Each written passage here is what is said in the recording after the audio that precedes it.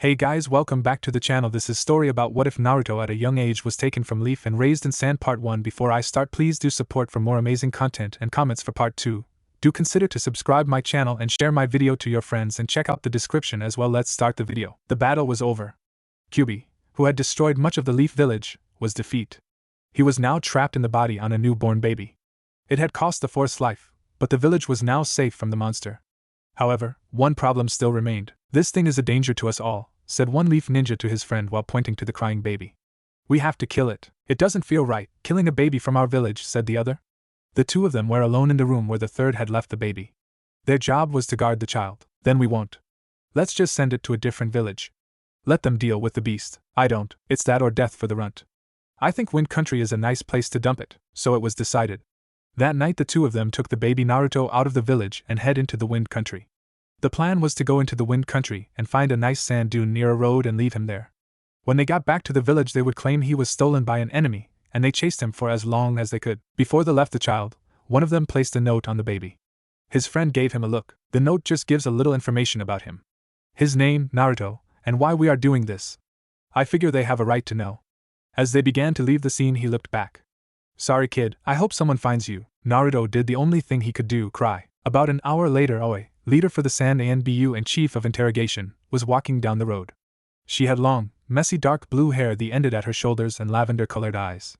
She wore a black trench coat over her ANBU uniform to hide the two boomerangs that were on her sides.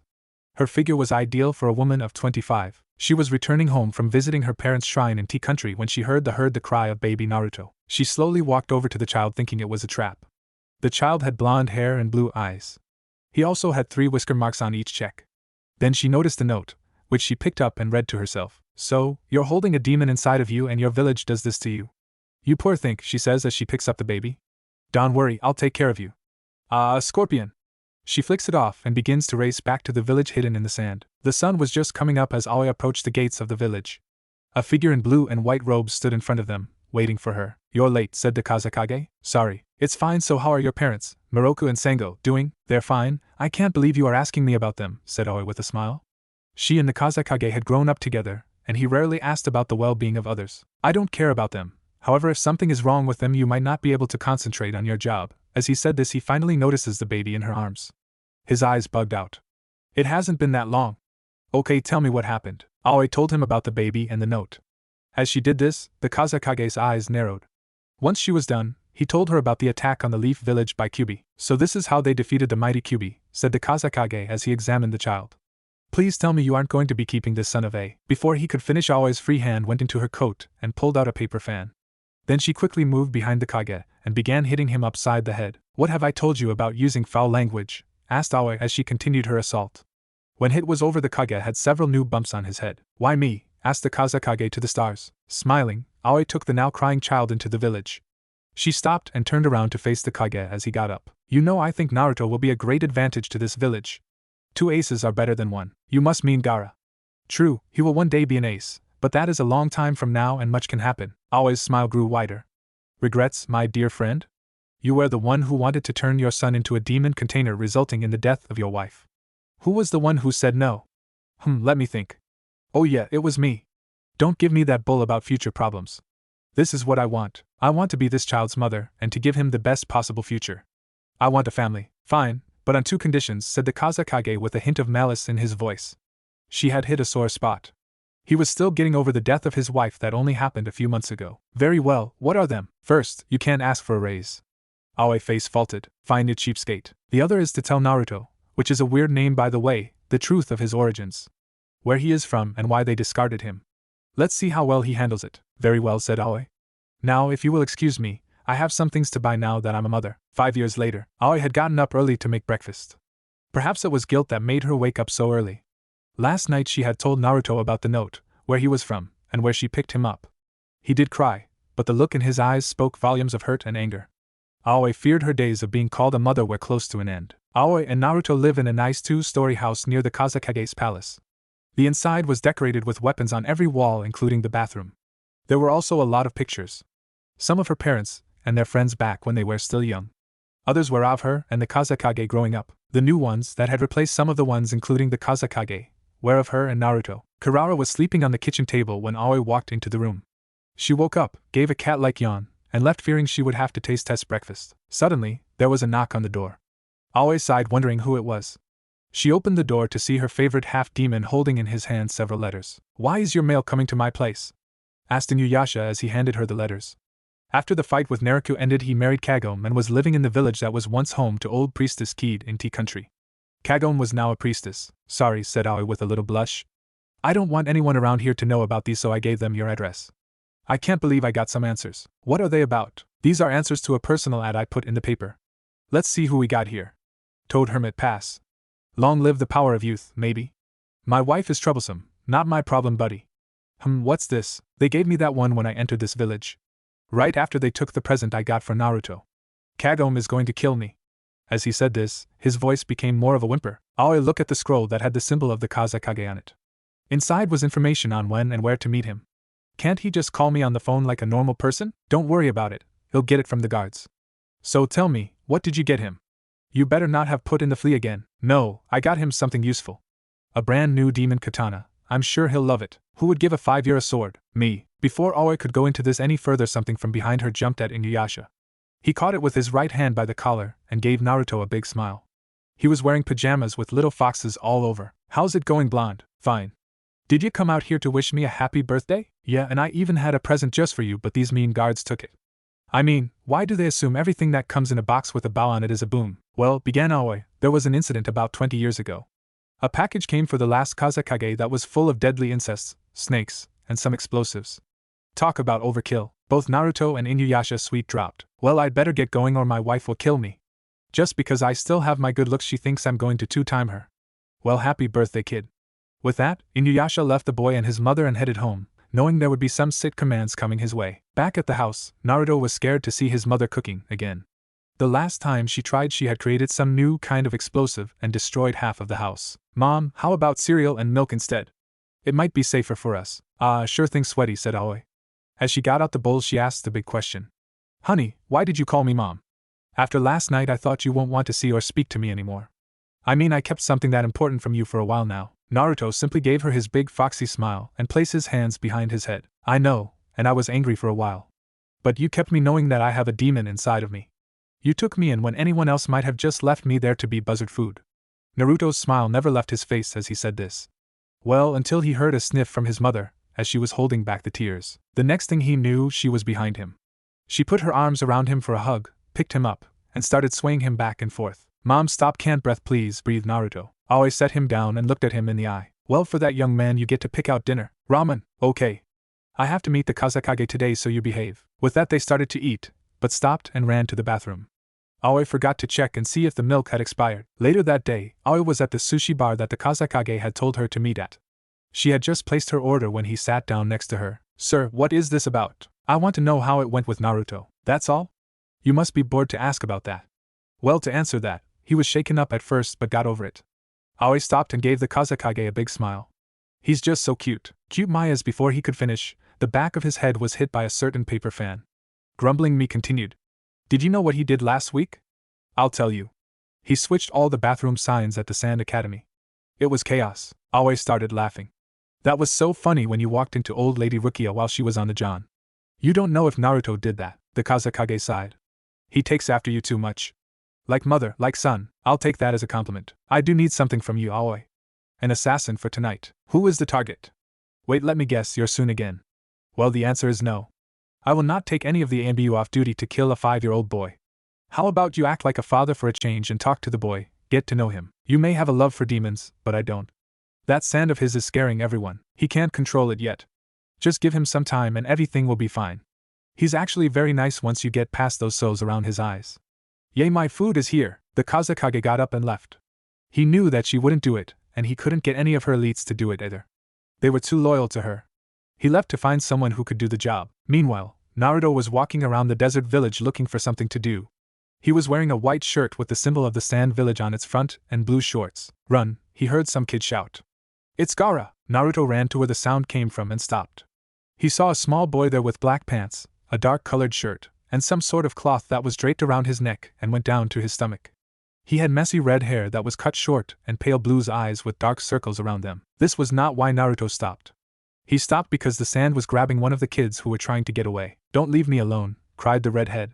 Then sand from around him began to merge and then shot at the captive boy. Naruto, who liked to take action first, quickly jumped into the path of the sand and took up a guarding position. The sand hit him hard, but he didn't back down. Then the sand let go of the captive boy, who then ran over to the others who were cheering for Naruto. "What's going on here?" asked Naruto. "Why did you attack them? And when was the last time you got any sleep?" After the last question, everyone but Gaara's sweet dropped. Then one of the boys behind Naruto spoke up. "We were playing with that ball when it got stuck up on a wall. We didn't know what to do when he used his evil sand to get it. Then he started walking over to us, and we were scared." "Why were you scared?" "Because he's a monster." Naruto then noticed that the boy was holding the ball and was shaking all over.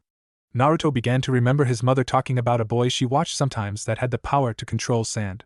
His eyes then narrowed as he looked at the red-headed boy. "Your name is Gaara, right?" asked Naruto. All the boy could do was nod. He could feel a killer intent coming for the blonde in front of him.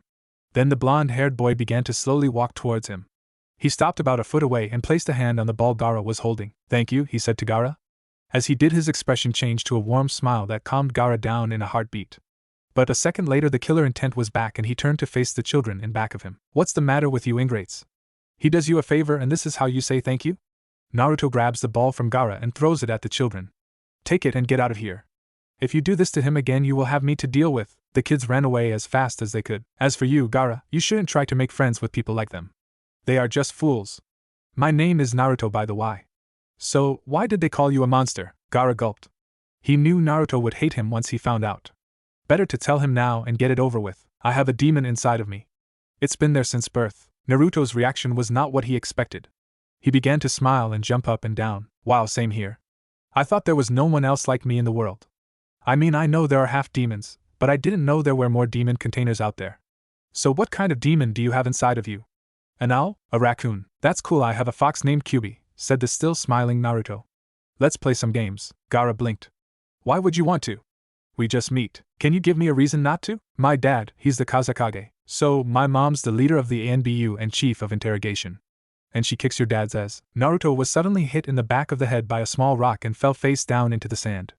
On the rock there was a note. Gaara picked it up and read it. "Dear Naruto, what have I told you about using that kind of language? Love, Mom." Gaara's sweet dropped after he was down reading the letter. Then he started to laugh. Naruto got up and started to laugh as well. They played until Gaara's uncle came to pick him up and then Naruto meet up with his mom at the cheap ramen stand where they always went. Later that night, Naruto was jumping from rooftop to rooftop thinking of how he could pull off his next big prank. This was going to be his best work yet. He then heard a loud cry and he decided to check it out. There was Gaara, but now the word love was written on his head and there was a dead body in front of him. What happened here?" asked Naruto to the sobbing Gaara. "Why do you care? You all hate me. I thought that at least Yashimara loved me, but he didn't. He tried to kill me under my father's orders because he wanted to. He said I am a failure that needs to be destroyed." This was a bit too much for Naruto to take in and think of the right thing to say.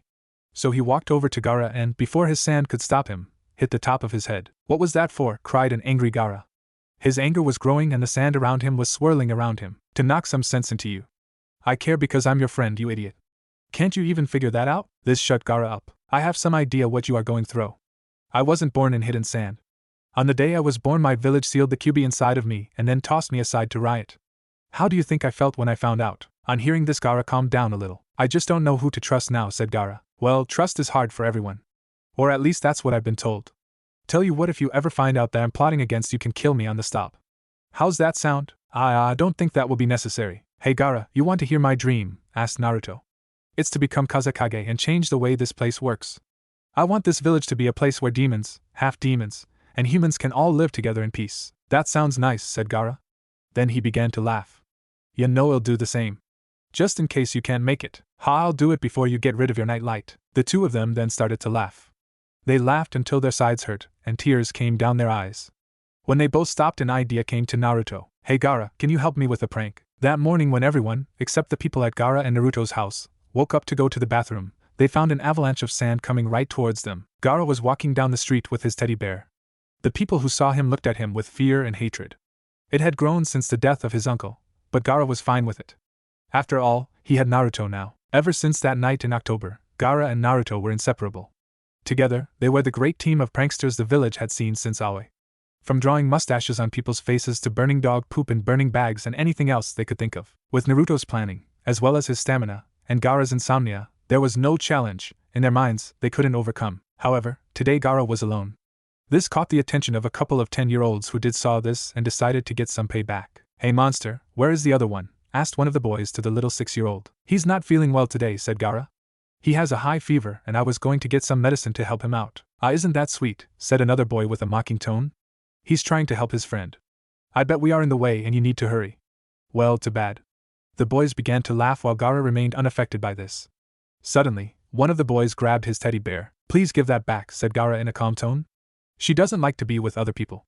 She'll get ever angry." "Hey guys," said the first, "what should we do with this? Rip its arms out or stick an exploding note on it?" At this they all began to laugh, tossing the bear around to each other. However, they stopped when they heard a voice. "Stop that, I'm getting dizzy." The boys looked around to see where the sound came from. "Down here," said the bear. "What the heck is going on?" asked one of the boys. Then the bear jumped onto the ground, landing on its face. The boys looked at it in shock as it got up and brushed itself off. They huddled together in fear as Gaara stood where he was with no emotions. Then the bear turned to face them. "You jerks, I am not a toy. I am a great demon who watches over this boy. Now you must repent for what you have done to me." As the bear said this, he began to grow. Claws sprouted out of its paws and feet. His mouth opened and the boys could see several rows of sharp fangs. It stopped growing once it was 20 feet tall. The boys began to cry and wet themselves. They begged the bear creature not to eat them. They said they had learned their lesson. "Very well," laughed the bear. "I just have one thing left to say before I go." "What's that?" asked the boys in unison, voices shaken. "Gotcha." The bears went poof and was replaced with a 5-year-old boy with blonde hair, blue eyes, and 3 whisker marks on his big smiling face. The boys fainted at this, their eye wide open and white. Gaara could no longer hold back the laugh he had been suppressing since the beginning of this prank. Naruto joined him as he walked over to his friend. "Best idea ever," laughed Gaara. "When we get to the academy, you are going to rule at transformation." "Was there ever a doubt?" said Naruto. "It took me a week to get this jutsu to work, but it was worth it." Just then, one of the boys' mother came over with an angry expression on her face. The boys just looked at her with a calm expression on their faces. "You little brats. I'm going to make you feel like sure." She was cut off as Aoi exploded from the sand underneath them and smacked her with her paper fan. "Please don't swear in front of children," said Aoi with a calm tone and a smile on her face. "You don't know what happened here, so don't tell me what to do," shouted the angry mother. "But I do know what happened, as I saw the whole thing." Aoi turned to Naruto. "That was very good, Naruto. I'm so glad I showed you the jutsu and how you were using it." She turned back to the mother. "If you were watching, you would have seen that it was those sorry excuse of academy students that started it." "Shut up, you bit whack. Stop that, you as whack." "Sure whack." With that, the mother ran, grabbed his son and ran from Aoi. Later, all 3 of them were eating ramen while laughing at what had happened. They did this every time the boys played a prank, so it happened often. To Aoi, the ability to pull such pranks was a key step in becoming a true ninja. It combined planning, stealth, and, with these boys, teamwork. Anyone who would fall for these pranks shouldn't call themselves ninja, in her opinion. "So," said Aoi to the boys, "are you 2 ready for your trip tomorrow?" The boys nod. "Good. Now I want you both to behave as best you can since I won't be able to join you." "Why not, Mom?" Aoi begins to cry. "It's because the Kazekage won't let me. He says that I have used up all of my vacation time." She lets out a big sigh and then goes back to her usual sunny self. "By the way, Gaara, I want you to do me a favor." The next day Aoi was working in her office. It was a small room found in the basement of the Kazekage's palace, known only to a select few. The office itself was dark, cold, and damp when she first took over. However, now it had changed over the years to make itself more cozy. The walls were painted blue, and on the walls were pictures of each A and B doing something in their free time. Behind Aoi's desk was a group photo of them all smiling without their masks with Aoi in front. Suddenly, the door to her office flew open as the Kazekage came in. When Aoi looked up, she could tell he was angry by the veins in his forehead. "Where is she?" demanded the Kazekage. Aoi, of course, knew who he was talking about. But where was the fun in just telling him? After all, it was better than paperwork. "Which she are you referring to?" "The old woman in the cafeteria is homesick, so don't get the meatloaf. I think your receptionist showed up, but I can't be sure since I haven't been up there yet. Let's see, who else could it be?" She began resting her head in her palms, pretending to think. "Temari. That is who I am talking about. I have been looking all over for her, but can't find her. So why come to me? It's part of your job to keep me and my family safe." Aoi laughed. "That's rich. A few weeks ago you wanted me personally to slip poison in your son's water when he spent the night with Naruto and me. Now you say it's my job to keep your kids safe. Gaara is an exception. Now find my daughter." "Relax, I know where she is," said Aoi while she giggled like a schoolgirl. "Well, tell me." "She went with Naruto and Gaara to the reunion at my parents' place." I asked Gaara to ask her if she wanted to go. It took a little convincing on Gaara's part, but in the end she decided to go. I bet they are having fun. Why didn't you ask me, her father? You won't say yes? Of course I won't. Those people are nutcases. You only say that because they have a sense of humor. Relax, think of this time as a little vacation for the worries of fatherhood. Of course you never act like a father, but that's beside the point. The Kazekage just stared at her for several seconds. Just how long do you think you can get away with these insults to me? Sorry. I'm just stating facts based on what I can see. Besides, you look so cute when you get angry. Before the Kazekage could respond, an ANBU member wearing a panda mask came in. Lady Aoi, we have an intruder in the village. Any clue to who it is? Asked Aoi. No ma'am, said the ANBU. All I can tell you is that he has white hair and his last known location was near the women's bathhouse. A pervert, said Aoi with a sigh. Then an idea came to her that caused her to grin in a way that sent shivers into everyone's shines. Well, it looks like this is a good time to try out a new jutsu that was just brought to my attention. This caused the Kazekage to raise his eyebrow. Who created it? What does it do? Aoi said nothing to him. She simply got up, walked over to the ANBU, and whispered in his ear. The ANBU gulped. I thought you were joking when you last brought up that jutsu, said the ANBU. Get all available ANBU to the bathhouse and let them know what to do. You will tell them that you will all be using that technique. Once he is unconscious, have him brought to the holding cell. Now go. The ANBU left. So, now will you tell me what you are using? Asked the Kazekage. His patience was wearing thin. Sure. It's called. Meanwhile, Kirara was flying towards Tea Country with 3 small children on her back. Wow, so this is what it's like to fly, cried Tamari. Yeah, it's great, said Naruto. My mom and I do this all the time. Hey Gaara, what's wrong? You don't look so well. To say that Gaara didn't look well was an understatement. He looked terrible. His face was bright green and his cheeks looked puffy. He was also panting. I don't feel so good, moaned Gaara. Must be airsick. Don't worry, my mom says that some people get it. It took them about an hour to get to their location, stopping only to calm Gaara's stomach. The last spot they landed at was a clearing about a half a mile away from Miroku's temple.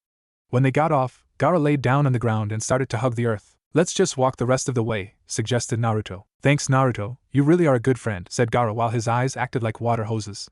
Gaara got up and then readjusted his gourd that he had gotten from Naruto for his birthday. Can we just get going? Sighed Tamari. She was dressed in a white shirt and pants. Her hair was tied into a single, short ponytail. With that they began walking to the temple. While they walked, Naruto told them that this reunion was held to celebrate the defeat of Naruto and to remember those who fell that day.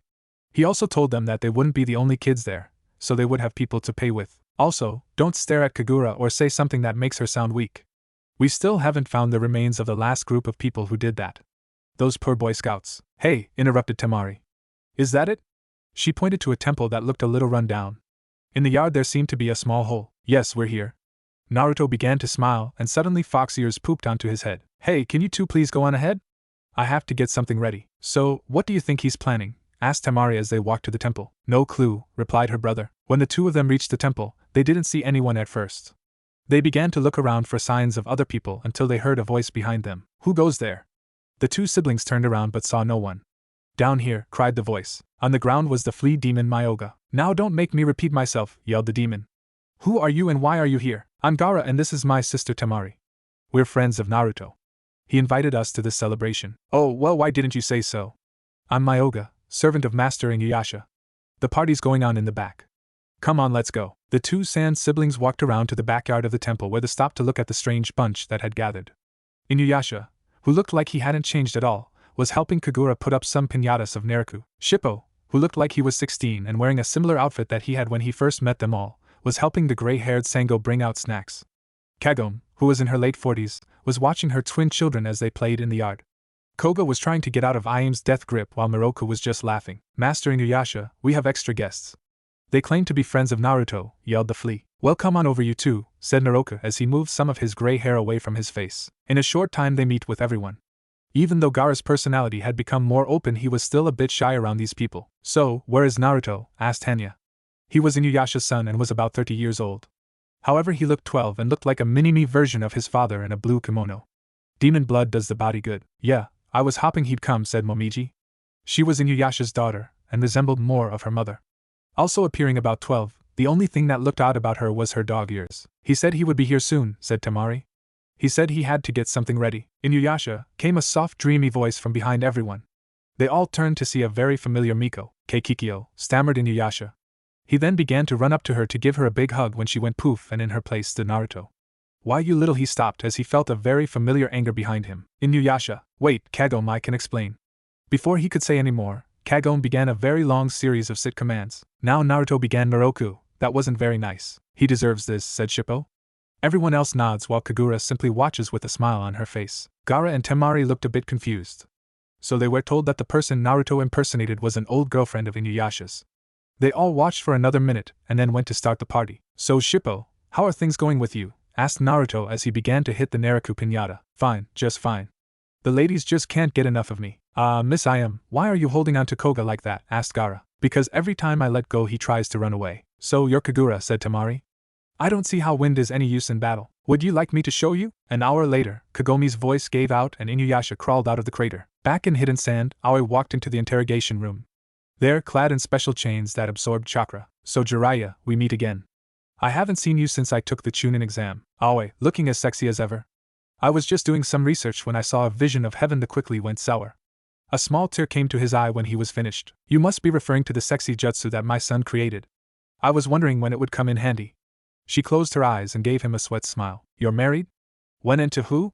Please give me the details. No, I adopted him. Now tell me, what are you doing in here? Truth be told, I'm looking for a boy. The third asked me to find him about 5 years ago. Before we killed the 2 kidnappers, we were able to find out that they left him here in Wind Country. Other than that, I have no leads or clues as to where he is or if he's still alive. I see. And what will you do when you find him? Take him back to Hidden Leaf. What else? I doubt he would want to. If this boy you are looking for is still alive, he must have been adopted and living his own life. What right do you have to take the life of a young boy away from him? Jiraiya stared at her. He had only met her a handful of times, and she always talked in a calm and gentle manner. However, her voice had become very angry and her body was shaking. He took this information in and decided to get more information. He might have been so fortunate. He could be a slave or homeless. If he would come back with me, he could be safe and be trained to protect himself. No, I'm sure that he is fine and well loved. She was now sending out a powerful killer intent that would have made the Kazekage run home and hide under his bed. Aoi would never let Naruto go, and would kill this man in front of her before she let that happen. So you have Naruto, don't you? Don't even think of denying it. Your emotions have given it all away. What happens now? I'm not sure, said Jiraiya. May I ask you a question? Aoi looked at Jiraiya with the utmost hate.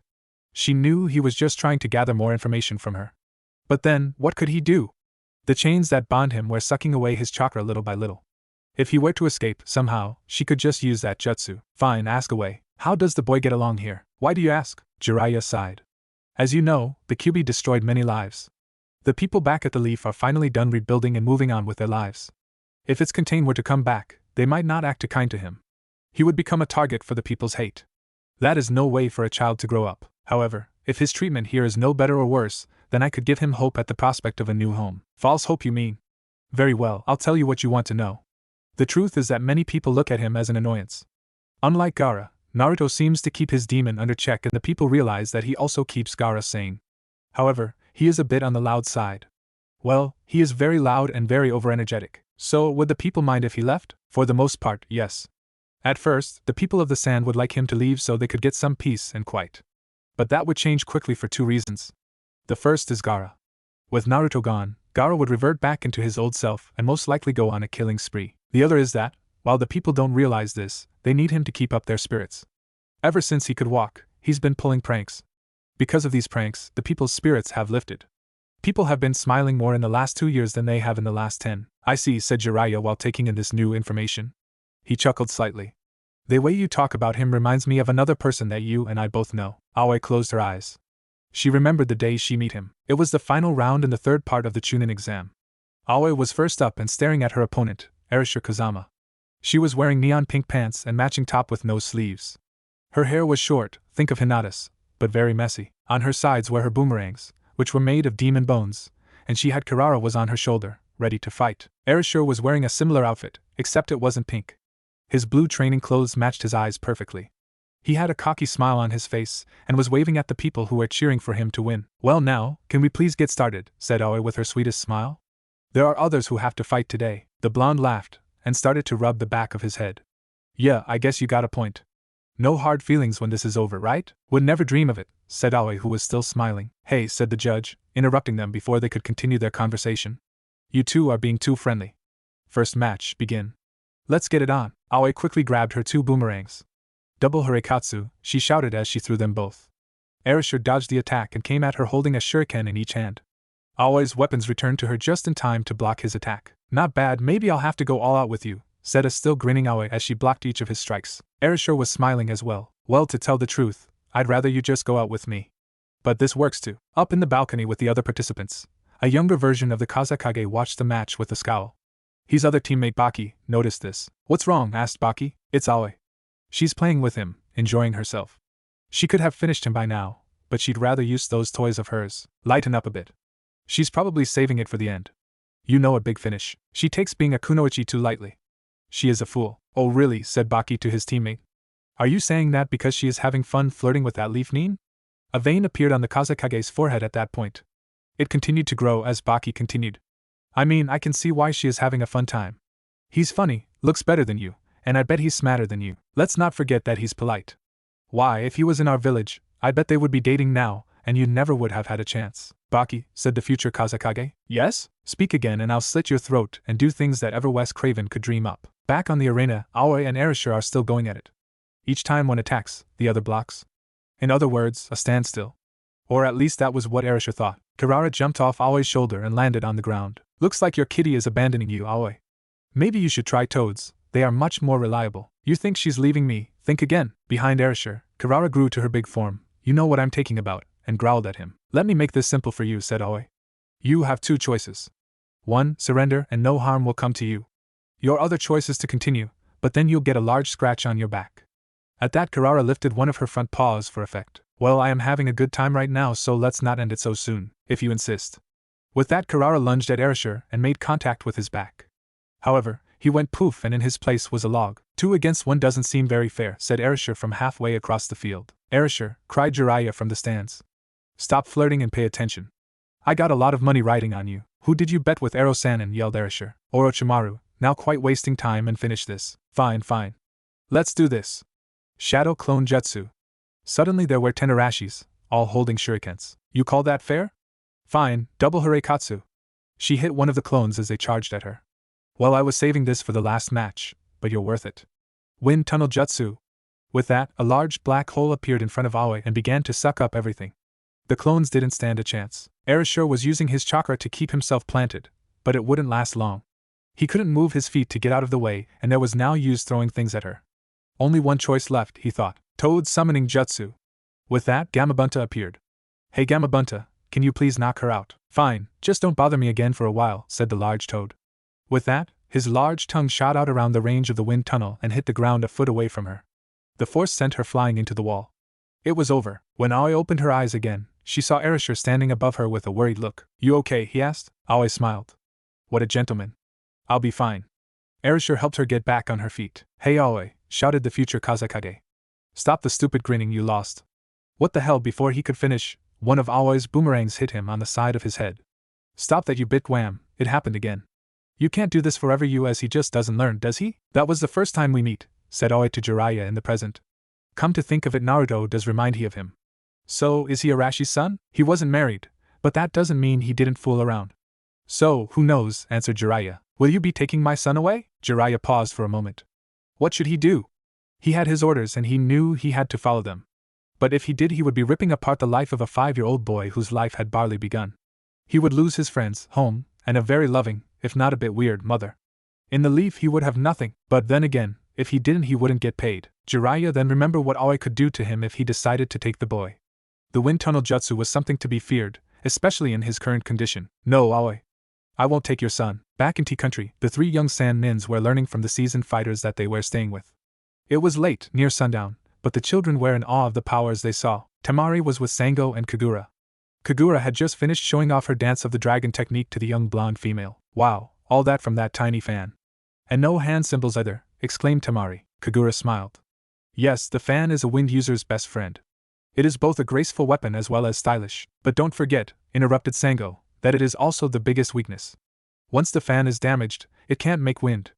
That means the owner can't use any attacks with it. Just what are you trying to say? Asked Kagura, who had several ticks. Are you suggesting that my fan is weak? Well, it is tiny and fragile, commented Sango. Well, it beats carrying that idiotic boomerang around. Excuse me?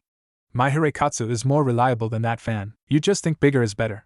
Bigger only means it has a better chance at hitting stuff in a brutish fashion. It's nothing short of barbaric. You want a piece of me? Temari just watched as these two women got ready to fight. Naruto was with Inuyasha and Koga. They were eating the one food they all agreed on, ramen. This is so good, cried Inuyasha, who was on his 6th helping. You bet it is, cried Naruto, who was on his 9th. It's good, but not that good. This came from Koga, who had only had 2. Well, said Inuyasha, better get down to business. Naruto, that katana I gave you is a demon blade made just for you. Really? Can it do the wind scar or backlash wave like yours can? Asked an anxious Naruto. Kid, if I did give you something like that your mother would kill me. But don't worry, the Kitsune Saiga has powers all of its own. It was made from one of my fangs and some of Kyuubi's fur. Like my Tessaiga, it has a barrier on it to keep people with demonic churka from using it. From what I can remember, it has 2 attacks. The first is called Kitsune Wave and the other is Kitsune Strike. That's all the old coot told me. Naruto looked disappointed. Last year he had seen Kagura and Inuyasha fighting. During that fight, he saw those 2 attacks and thought they were awesome. He had been hopping for at least the backlash wave. So, how will I know when or how to use them? Asked Naruto. Well, demon swords have a will of their own. They tend to show its owner their power when it feels they're worthy. Plus, you need to bring out some of your demonic chakra to use them as well. I don't know how to do that, said Naruto. He hung his head low.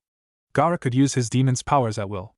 All he had was self-healing and stamina. We'll see about that, thought Inuyasha. Later that night, Gaara was trying to force himself to sleep. This, however, just wasn't happening. Thanks to his demon, he found himself unable to sleep, period. This caused him to have many boring nights with nothing to do. Miroku came into his room to check up on the boy. Gaara, why are you still up? I don't sleep. Come again? Gaara sighed. I don't sleep. I have never slept a day in my life. Maybe a story might help you sleep. He watched as Gaara's eyes light up. Really, you'll read me a story? No one has ever done that for me before. Really, that's a pity. Let me go find a nice book from the temple's collection. With that, the monk left the room and headed for the library. When he got there, he found he had run into a slight problem. What to read to a 6-year-old boy? The library had many books that Kagome had brought with her from Hirera, but they weren't something you read to a boy as a bedtime story. A religious scroll? Even he hadn't read them all and found the ones he had read dull and uninteresting. There were no children and Miroku was not going to break his promise to the small boy. Well, I guess I'll just read him this book. I'm sure he won't mind. He went over to a wall scroll on the side of the room and pulled it back. Behind it was safe where he kept hidden his treasure. He only brought it out during emergencies or when his wife was away. And this was an emergency. He opened the safe, took out the treasure, and went back to Gaara. I hope you enjoy this, Gaara, said the monk as he held up his first edition of Ika Ika Paradise. The next morning Naruto went to check up on Gaara. For some reason he hadn't come to breakfast, and usually he was the first to show up. Naruto found his friend sitting in his room staring into space, his eyes wider than he had ever seen them before. Gaara, are okay? Gaara just nodded his head. Later, at about noon, Inuyasha called both of the young demon vessels out to the field. When the boys got there they saw that he had a stern look on his face. What's wrong? Asked Naruto. Well, there is no easy way to say this, so I'll be direct. You two have power that gives you an advantage over most people. The problem is that you can tap into it or use it to its full extent. It's a similar problem with half-demons. There's one way I know how to help you both. What is that, Mr. Inuyasha? Asked Gaara as Inuyasha pulled out his sword. This, wind scar, said Inuyasha as his attack raced towards the boys. To say they were scared would be an understatement. They were beyond that. There was no way they could block or dodge it. No chance to survive it. Fear gripped them and they began to watch their short lives flash before their eyes. Then, they were somewhere else and alone. Naruto was in what looked like a sewer or a leaky basement. Dim light came from the ceiling, but there were no lights. Suddenly he heard a noise and found himself walking toward it. Soon, he found himself look at a cage with a seal on it. Behind it was a creature with large red eyes. Naruto said the first thing that came to his mind. Doggy, I am not a doggy, exclaimed the beast. I am the great Kyuubi.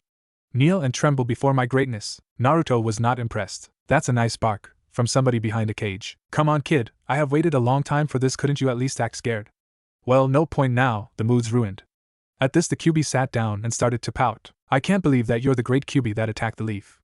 This is just sad. The giant kitsune ears went up, but that was it. Just what do you mean by that? Everyone expects demons to be heartless or evil or whatever.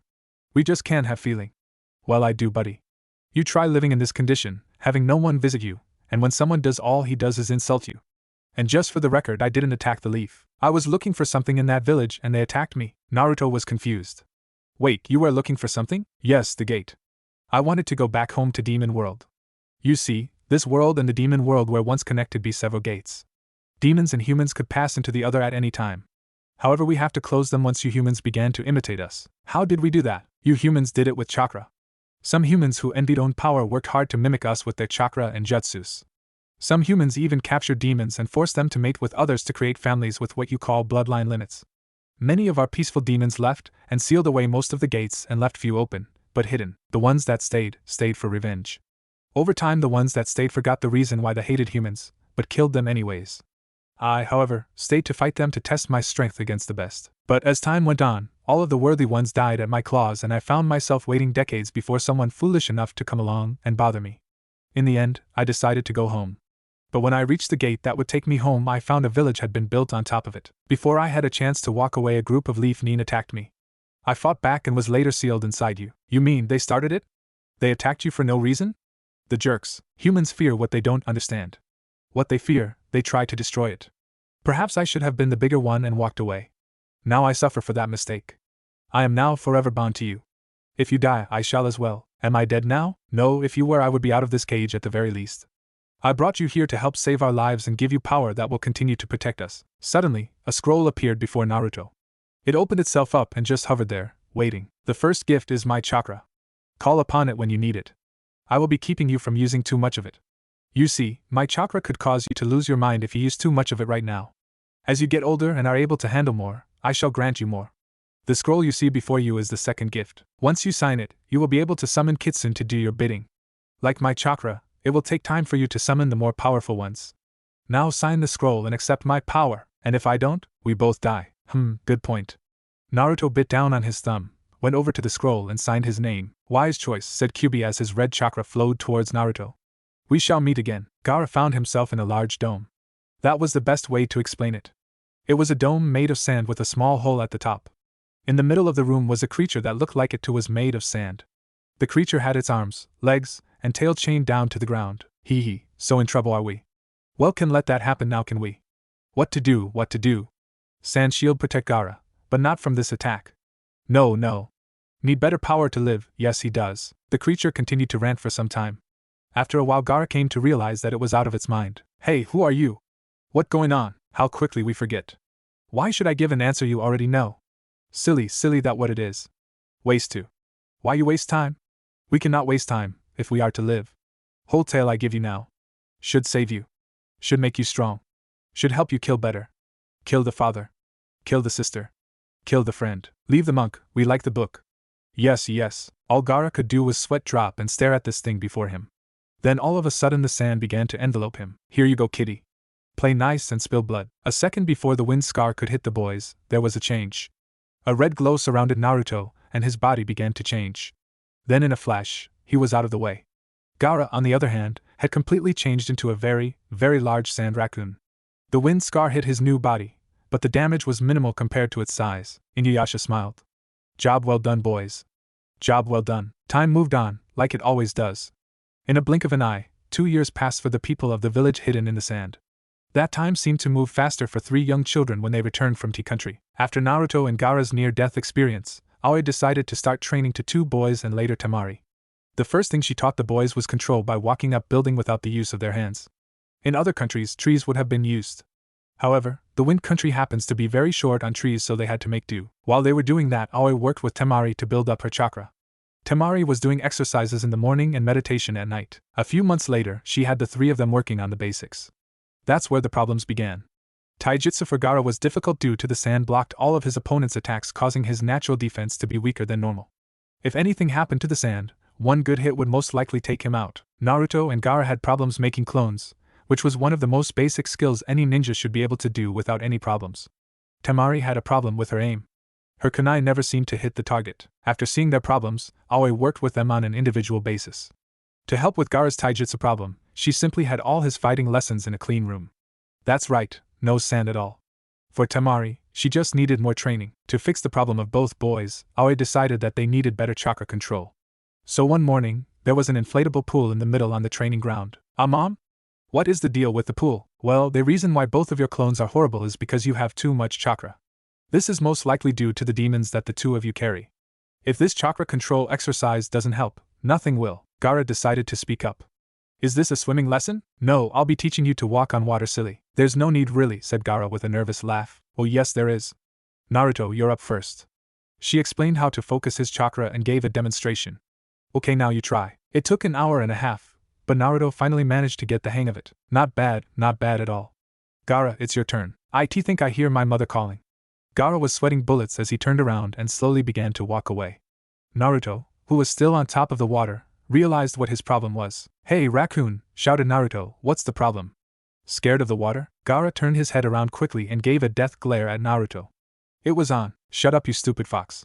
So what if I am? Got a problem with that? Oh, I'm stupid? Any idiot could have figured out you are scared by that lame excuse. Your mom is dead. I'll kill you. With that, Gaara began to run towards the pool. Just try it, yelled the fox boy as his friend reached the pool. Gaara jumped in, forgetting two very important things. The first was that he hadn't mastered walking on water. The second, he couldn't swim. Help! I'm drowning! Gaara was thrashing in the water like his life depended on it. Naruto only looked at his friend and let out a small sigh. Gaara, said Naruto with a smirk, the water is only waist high. After that, she began to teach some advanced jutsus like sand clones. Training wasn't the only thing that they did. Aoi would never allow that to happen, seeing as you are only young once. She encouraged the three of them to go out and get hobbies and have fun every once in a while. Gaara had taken up reading. However, his choice of books was considered inappropriate. It turns out that Aika Paradise had left a strong impression on the sand boy. Soon had the complete series and was writing to its author saying what a genius he was. The only time he wasn't reading the books was when he was training with Aoi so she wouldn't find out. Temari took up several hobbies.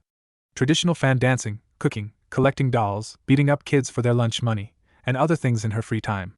However, she also had to take care of her brother since they both lived alone. She also had to do all the shopping because the last time she asked Gaara to do it he had bought half of the Aika series with the money. Naruto, like Gaara, had also gotten into reading. But unlike Gaara, it wasn't perverted. Naruto had taken up reading mangas. He found them a pleasant way to pass the time while he waited the 3 minutes it took for his ramen to heat up. Of course, he hadn't given up on pulling pranks. What Aoi had told the old prevent was true. The people of Hidden Sand didn't hate Naruto. Only about half of the population knew about Naruto and the Kyuubi, and they respected him more than the Kazekage. The reason for this was the deep hatred to the Leaf Village. As time went by, the village lost more and more money to them and more shops began to close. Families who had lived there for generations had no choice but to move to other countries because the daimyo putting all of his money and efforts into other countries rather than his own. So to the people who knew about Naruto were proud to have someone who had landed a heavy blow against the Leaf.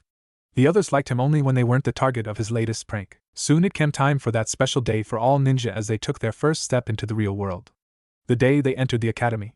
Temari was excited since she hadn't attended the previous year. This is going to be so cool, shouted Naruto when he found out. Sadly, Temari and Gaara were standing right next to him and temporarily lost their hearing. Not so loud, said Temari as she rubbed her ears. She turned to face Aoi who had been the one who told them the news. Is our father going to be at the entrance ceremony? Yes, but he's only there to give a speech. But don't worry, I'll be standing next to you. That's great, cried Gaara. You're a lot better than our father. Now who wants dinner? I cook tonight. This came from Aoi. The kids looked at her and began to walk away slowly. The next day the four of them arrived at the school grounds. Each hidden village had an academy, and they all looked the same. The only thing that made this one different from the others was that it had the symbol of the village on it. Children from all over the village were there with at least one of their parents. Upon seeing Gaara, most of the parents moved their children away from him. Naruto noticed this, but before he could say anything the Kazekage appeared on the stage in front of the building. I am pleased to see so many young people showing up here today, said the Kazekage. Know that I respect those of you who are willing to give up their lives so that your village will become stronger. However, not all of you will be able to become shinobi. The daimyo has once again cut back on how many genin we can produce a year, so at the end of the first year, there will be a special exam. What is he talking about, Mom? Asked Naruto. I honestly don't know, replied Aoi. This exam will show us the student who show the most potential as shinobi. After all, it would be a waste to train those who will not be able to make it in this line of work. But if you are still willing to try again, those who fail will be allowed to try again next year. So study up and get to work. I see, so he's trying to save money, said Aoi to the three. Now, before I go I would like to introduce your new headmaster. I was lucky to get him to work for free. He paused and gave a short laugh that caused everyone to sweat drop. Here he is, Principal Kuno. At that moment, a swirl of sand appeared next to the Kazekage. When it disappeared, there was a man wearing yellow shorts, a Hawaiian t-shirt, large sunglasses, and a palm tree ponytail. The freak is our principal, asked a girl standing next to Naruto. Aloha, how are the keiki doing today? Today me be starting as your new headmaster so I bring you the discipline you all need. Class be starting soon and all those late will make statues of me for the week. This guy, he's insane, explained the same girl. Naruto turned to her and gave her a short nod. Well, we better get to class. See you later, Mom. Okay, hope you have some fun, said Aoi to her son. As they trio walked to class, Naruto decided to start making friends. Not just for him, but for Gaara and Temari as well. So he decided to talk to the girl who had been standing next to them since he had never seen her before. She had purple hair that was tied into a single, long ponytail and blue eyes like Naruto's. She was wearing a white shirt with a snake pattern and gray shorts. Hi, I'm Naruto. What's your name? I'm Naga. It's nice to meet you. Who are your friends? This is Gaara, Naruto pointed to said redhead, and that's Temari, he pointed over to the blonde. Have you heard of them? No, she said as she shook her head. Why should I have? Naruto's mind was screaming jackpot. Gaara needed more friends than just him. And meeting someone who didn't call him a demon right off the bat would help a great deal. It's nothing, said Gaara, who had joined the conversation. So, you like snakes? Yeah, aren't they just the cutest things? The scales, the fangs, the way they inject their venom into their unsuspecting prey. As she said this, her eyes got all starry. My dream is to be like the great snake Sannin Orochimaru. He is just so cool. By this time they were in the class and decided to take their seats. Each row in the classroom had 3 tables and 3 seats to each. Naruto, Gaara, and Temari decided to sit next to each other in the same row. Naga sat in the row above them. They continued to chat until their sensei walked into the room. Silence, shouted an old woman with a long nose, thing of the main witch from the movie Witch. If you haven't seen it, well, see it's good. Before we begin class, I am going to be discussing how the end of the year exam to you will all have plenty of time. The Kazekage has decided to hold a tournament at the end of the year. You will all be competing against each other in a series of one-on-one matches. Now we aren't going to keep the winners, but the students who show the most skill with jutsus. You will have 1 year to learn as many jutsus as you can with your families as well as the ones in class. The only people who will not be competing will be the ones who can't do a simple transformation jutsu or a clone jutsu. Yes, a question? What about those of us who don't come from ninja families? Asked Naga. Well, there is always the library. This is a test of your will and dedication. Those of you who go through this halfway will not be here next year. Only the top 9 of you will be continuing your studies. This is not a joke. Naruto began to smile a bit. What better motivation to improve than a tournament that would decide a person's future? Who knows, he might get to fight Gaara. They had fought before, but always in controlled conditions and never had they gone all out. Naruto began to look around the room. Some of the kids looked really depressed. Others looked like they wanted to leave right then and there. Well, I'd better fix this, he thought as he turned to his sensei. Well, what are you waiting for? Shouted Naruto. Let's get to work, you seem eager. You do realize that this won't be a walk in the park? Of course, explained the blonde. That's why I want this. Anything that you can get easily isn't worth it. He's right, said Gaara. Who wants something that is just handed to you?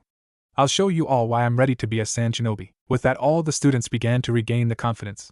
Naruto had that effect on people. It was like he could lift people's spirits just by saying what was in his heart. And it always worked. Well, said their sensei, this is going to be interesting to say the least. With that, they began their lesson. This sucks, cried Naga as she threw down the scroll she was reading. It had been a week since the announcement that only 9 students would be able to continue at the end of the year. Only a few months for them to learn something that could impress the judges and show that they had what it took to become a shinobi. However, Naga came from a family that had no history of being shinobi. She would have to learn and train on her own since everyone in the class were regarding each other as enemies. Well, almost everyone. It's okay, Naga, said Naruto as he patted her on the back.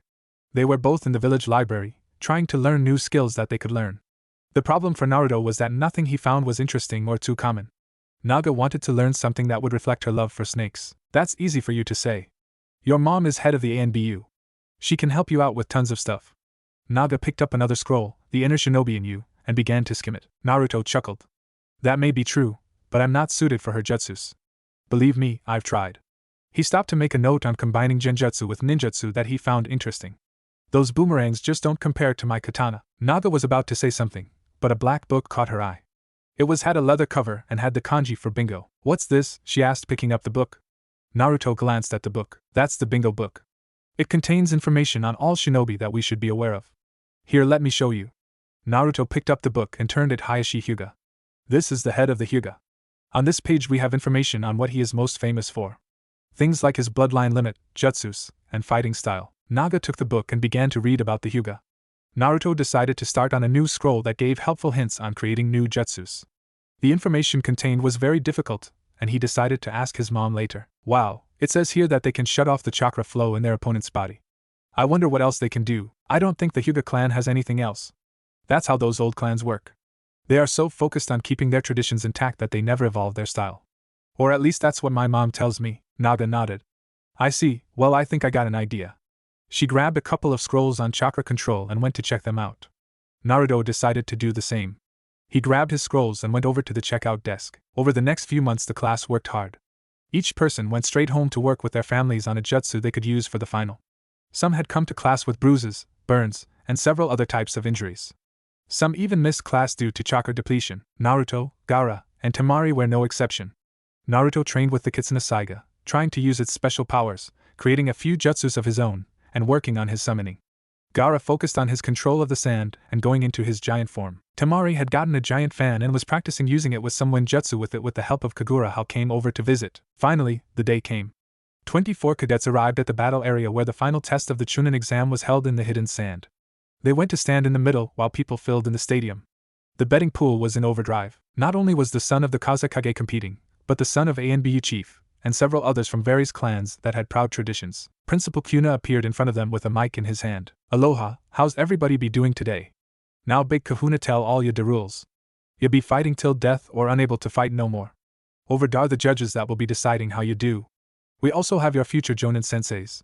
Me give ya all the best of luck me keiki. Now look up at the board and we see who have the first match. With that an electronic board began to go flash random names until it stopped at 2. Well, this be exciting. Will Gaara and Taiki please remain on the field? The rest of you keiki please move to the observation box and wait your turn. Everyone began to move toward the stairs that would lead them to their box. Naruto gave his best friend a look that said don't you dare lose before our match before going. Gaara looked at his opponent. He had on glasses and had short silver hair. He was wearing what appeared to be a black high school uniform that gave him a nerdy aura. Gaara himself was wearing a black outfit without his gourd. He had checked out the area earlier and didn't have to worry about a lack of sand. Well, looks like I'm in luck, said Taiki as he pushed up his glasses. Today I'll defeat you with my skills and continue my education at the academy. Why don't you do us both a favor and quite now? Gaara crossed his arms. Are you trying to talk me to death or what? Begin, shouted Kuno. I'll start first. Witness my amazing skills. With that Taiki began to form several seals. Ultimate Fireball Jutsu, he yelled. Gaara tensed, ready for a blast of fire from his opponent. However, only a small flame came out of the mouth of Taiki that was barely larger than the flame of a candle. Everyone face faulted, including the Kazekage. What was that? Asked Naruto in the box. His eye was twitching. It took him all year just to learn that, said an annoyed Temari. She turned to Naruto. I hope Gaara makes this quick. Naruto answered with a nod. What was that? Asked Gaara as he got up from his face fault. There is nothing ultimate about that. Taiki brought up his hand to fix his glasses again. Please, you are just jealousy of my amazing skills. Soon, all the nations will know and fear my name as I defeat all who stand in my way. With that he lifted his head back and began to laugh. Gaara sighed and uncrossed his arms and reached to grab something from his back pocket. Taiki noticed this and got into a poor taijutsu stance. Gaara whipped out his Aika Paradise Volume 13 and began to read, causing his opponent to face fault this time. You're not even worth my attention, said Gaara before his eyes went wide and started to drool. No one ignores me, shouted his opponent as he began to charge. However, as he got close to Gaara, the sand in the stadium grabbed his leg. He, little fool, thought Shikaku. You know, take the book, the precious. It is ours. With that, the sand began to lift him by the leg and swirl him around Gaara. Then, after 2 minutes, it let go, sending him into a wall. Before he fell to the ground, he said, I'll get you for this. After that, he passed out. Kuno ran to the middle of the ring and shouted, the winner, Gaara. When Gaara got up to the box and saw Naruto giving him a smirk, Gaara just shrugged. It wasn't as if he wanted to fight someone that week. Okay, now me student, the big kahuna got the next set for fighters for you all. Will Takeshi and Riko please come to the floor? Both fighters entered the ring. Riko was dressed in a dessert camouflage sweatpants and similar style long-sleeve t-shirt. Under her sleeves, there were retractable blades on each arm and on her boots as well. Her hair was black, long, and spiky, and her eyes were also black. Takeshi was dressed light in comparison. He was wearing a simple red shirt and gray shorts. His head had a buzz cut and his eyes were also black. I'm a bit scared right now, said the nervous boy. Don't worry, said his opponent, it'll be over soon. Begin. At the sound of Kuno, both jumped away from each other. They appeared to be assessing each other as they got into a fighting stance. Riko decided to make the first move and began to charge. Her first punch didn't connect, which was lucky for Takeshi because as she punched her blade came out. Shit, he thought, one hit and this will be over. As Riko began a series of punches, Takeshi tried to get some distance again. It was clear to him that had been training with taijutsu. Time to show them what I can do. With that he dashed over to the cactuses while forming a series of hand signs. When he got there, his hand hit the largest one and he shouted, Needle Assault Jutsu. Suddenly, all of the needles on the cactus shot out of it, on the side not facing him, at high speed. Riko tried to get out of the way, but several hit her left arm. Ouch, that hurts, she mumbled. I better watch out if B does that again or I'm out. Or better yet, I'll take out his ammo first. With that, she once again charged at her opponent. Halfway to him, she did a sort of jump twist that made her look like she was doing a cartwheel on her side in the air. Human shuriken, she yelled as all of her blades came out. Yikes, cried Takashi as he jumped out of the way of the attack. The attack sliced through the cactuses and she went right into the all. When the dust cleared, both of her leg blades were stuck in the wall. He gave her a look that just yelled what was the point of that attack. Don't say a word, said Riko. I just have a small problem stopping. She tried to become unstuck, but it was useless. She had lost. A small problem? The winner, Takashi, said Kuno suddenly. Now while we help the small keiki, let's see who'll be fighting next. Both Naruto and Temari were both crossing their fingers, hoping that one of them would be next. Alrighty then. Would Kyo and Makoto Furufuwa please come down to the stage? Kyo and Makoto entered the ring. Kyo was dressed in a gray vest and blue short. His orange hair was cut in a mohawk, and his eyes were colored teal. Makoto Furufuwa was dressed in a black shirt with bright red buttons going down the center, and tan shorts. On his back was his clan seal, an orange sun. Like the rest of his clan, he had short brown hair and mercury-colored eyes that was similar to the Hyuga clan. Ah, said the Kazekage to Aoi. I have been waiting for one of our village's clans to fight. The Furufuwa clan is very skilled, commented Aoi. I wonder how much this boy has learned. Begin. Kyo began instantly with a series of hand symbols. Mountain breeze jutsu. Nothing happened and Makoto wondered if there was something wrong, until he started to feel dizzy. I'm a wind user, said Kyo with a smile. This move is one of the most simple wind-type jutsus out there. What it does is thin out the air around my opponent. The effect is that you feel like you are on top of a mountain. Makoto answered him with one word, flare. Suddenly, a blinding light came out of his eyes. Kyo instinctively moved his hands to shield his eyes, canceling the jutsus. Makoto took that moment to charge at his opponent and land a powerful punch in the stomach. The Furufuwa clan's bloodline limit, the Irix Illumination, said the Kazekage. Those eyes of theirs allow them to see perfectly, even in complete darkness. They also gather sunlight and release it in a sudden burst. They combine this blinding with taijutsu to defeat their opponents. A little cheap for my tastes, commented Aoi. But then again, all's fair in love and war. Okay, this match is over. The winner is Makoto Furufuwa. Kuno looked over to the board. The next match will be Masaru versus Nori. Give the big bad kahuna something to cheer about. Masaru looked like he came prepared. He was covered with pockets and pouches that had kunai and shuriken. Half of his face was covered with long black hair that allowed his left jade-colored eye to be seen. His opponent, a plump blonde with gray eyes, was dressed in blue shorts and a teal-colored top. Begin! Masaru threw 5 shurikens to start. Nori dogged them and landed on his side facing away from Masaru. Masaru waited for his opponent to move, but he did move an inch. Playing a possum, he thought as he took out a kunai. However, the kunai began to dissolve into maggots. What the he started to say but didn't finish as he saw the rest of the world around him dissolving into worms, maggots, flies, and other types of creepy crawlers. Well, that's what he saw at least. In reality, he was asleep. Nori's genjutsu had worked. The winner. Oh, so exciting. Let's see who'll be next. Oh my, it's Ryotami and Masuyo. Well, this will be short. Indeed it will, said the Kazekage. All members of the Atami clan eventually become members of the ANBU or Hunter Nin. All because of the special brand of jutsu that they use. Ryo entered the ring first. He had long braided silver hair that went down to his waist. He was dressed in a white Chinese fighting outfit that had a red dragon on it that matched his eyes. His opponent, Masuyo, had blonde, flat hair and green eyes. He was wearing a gray long-sleeved shirt and blue pants. Let's have some fun, said Ryo with a grin. His opponent said nothing as Kuno singled the beginning of the match. Then, he was suddenly moving around Ryo at an impressive speed for his age. I see, thought Ryo. He has been concentrating on a hit-and-run strategy. Well, that won't work on me. Ryo began to do some hand signs and shouted heavy pressure jutsu. Masuyo began to slow down, as if 100 pounds had been added on top of him. He then got down on his hands and knees, sweating. What did you do to me? Asked Masuyo slowly. What kind of ninja would I be if I told you? Was the only answer that was given to him. Well now, it looked like this fight over, said the insane principal. Now we see who'll be next. Oh my, next is the eldest child of the Kazekage, Temari, versus Yuyudai. I don't know who to cheer for, sighed Gaara as the two fighters got into the ring. What do you mean? Asked Naruto loudly. You should cheer for your sister. That's obvious, even for me. Yeah, but you is so cute. Also, I heard my dad is planning an arranged marriage for me with her. At this, Gaara began to tear up. I think my dad is starting to warm up to me. I don't know about that. If my mom did something like that for me, I'd be upset. Down on the field, Temari and Yu were having a pre-flight staring contest. Temari was dressed in a plain white skirt and shirt and had a large fan on her back. Her hair was tied into 3 ponytails. You look dazzling, the face of an angel, long pink hair, and ocean blue eyes. You was dressed in a neon pink battle kimono with black, metal battle fans on each side. Hello Temari, said you in a silky voice. I hope you will be a decent challenge so I can impress Gaara. You like my brother? Oh my, said you, and soon you began to squirm. This is so embarrassing. I can't wait to hold him in my arms and stroke that messy red head of his. Then I'll look into those tired eyes of his and then giggle we can do this and that. Like I'll let you do anything like that to my brother, you sick freak. If you can't guess, she's shouting, well, I could move over to Naruto. He's also very sexy, but his loud voice is so annoying. Oh, that's it, said a red-faced Temari. I have been meaning to do this for a while. She took off her fan and slammed it into the ground. Hey, Temari, shouted Gaara. What do you have against her? I guess you all don't know, she pointed to you, but you here is a boy. At this, most of the audience sweat dropped. Naruto and Gaara, on the other hand, turned to stone. Yu's replay to this was simply giving the audience a wink. Yu pulled out his fans.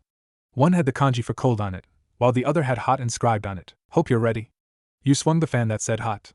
Burning gust. A red gust of wind was sent towards Temari. When it hit her, it pushed her back a few feet and gave her a very light burn. Oh my, better cool you down. He swung the old fan. Icy breeze. This time, a blue gust hit her, sending her back several more feet and causing her to shiver. How do you like it? My family make these chakra weapons and sells them to the highest bidder. All a user has to do is place some of his or her chakra in them, and they can do these kinds of attacks without the fuss of hand signs. This helps keep my hands nice and smooth. Take this, dust wind jutsu. Using her giant fan, Temari created a huge windstorm and sent you flying more than a few feet. You landed face first in the sand, but got back up quickly. Hey, you got sand in my hair, whined you. I'll make sure you can't do that again. Take this, burning gust. Another red blast of air came towards Temari, burning her and her fan. When she got up, she saw that the paper part of her fan had hundreds of small burn holes in it, making it useless. Crap, my fan is ruined, thought Temari. How can I beat this asshole when my fan is like this? Wait a minute, I can do that. Temari closed her fan and began to charge at you. When she got halfway there, she was hit with another icy breeze, but she kept going. Once she got into striking range, she did a twirl and landed a hard blow to Yu's side. You flew to the ground, hard. Kuno then went over to check on you. Seeing that he was in no condition to fight or move, he declared Temari the winner. How did you win? Asked you. Your weapon was rendered useless. A true shinobi doesn't rely on weapons alone. Besides, the metal holder of my fan could still be used. You shot her a dirty look. Stupid weasel girl. Somewhere far, far away, Misao Makamachi suddenly shouted, I am not a weasel. Okay, now that was a weird fight now, wasn't it? Said Kuno. Next we have Ran versus Shinobu Kyui. When Temari got back up to the balcony, she found that both boys were still cased in stone. I can't believe they never noticed, was all she said. She looked down and saw both Kunoichi had entered the battlefield. Ran had both green hair and eyes and was dressed in a brown spandex jumpsuit. Shinobu had red hair and dull red eyes. For hairstyle, think Shinobu from Love Hina. She was dressed in a light gray jacket and blue shorts. Excuse me, said the shy Kyui heiress, but what is with the spandex? Oh, well, I wanted green, but some jerk bought all of them in every size. Meanwhile, Guy was starting to sneak up on his target. Then all of a sudden, he sneezed 3 times. This alerted his enemy to his presence. Oh shit, said Guy. Ladies, begin. Ran began quickly as she threw a smoke bomb on the ground. Shinobu tensed up and searched for her opponent in the smoke. Where will she come from? The front, sides, or maybe from behind? Or perhaps above? Suddenly she had Ran shout inner decapitation jutsu as she was pulled into the ground. When the smoke cleared, she saw her spandex-clad opponent standing above her. Looks like I win, said Ran. Not yet, replied Shinobu while she stared at Ran's feet. Ran looked down, and coming out of the sand were hundreds of small red dots that were crawling onto her. She looked over at Shinobu and saw that these same red dots were lifting her out of the ground slowly. What's going on here? This is what my clan is known for, said Shinobu meekly. We are similar to the Abirame or the Kamizuru clan, but we use a different type of insect. We use fire ants. Now, please don't more or else my ants will think you are trying to hurt them and they will bit. Trust me, it will be very painful. Ran was now covered from the neck down. Yes, it would be very painful if they all bit at once. I give up. As soon as Ran said that, all of the bugs began to return to Shinobu. Alright then, said Kuno. Now, let's see who'll be next. Why, it's Ryota Chikusha versus Natsumi. Both fighters entered the ring. Natsumi, who had long black hair and blue eyes, was wearing a pink shirt and skirt with bandages on both arms. Ryota was dressed in a black pants and long-sleeve shirt.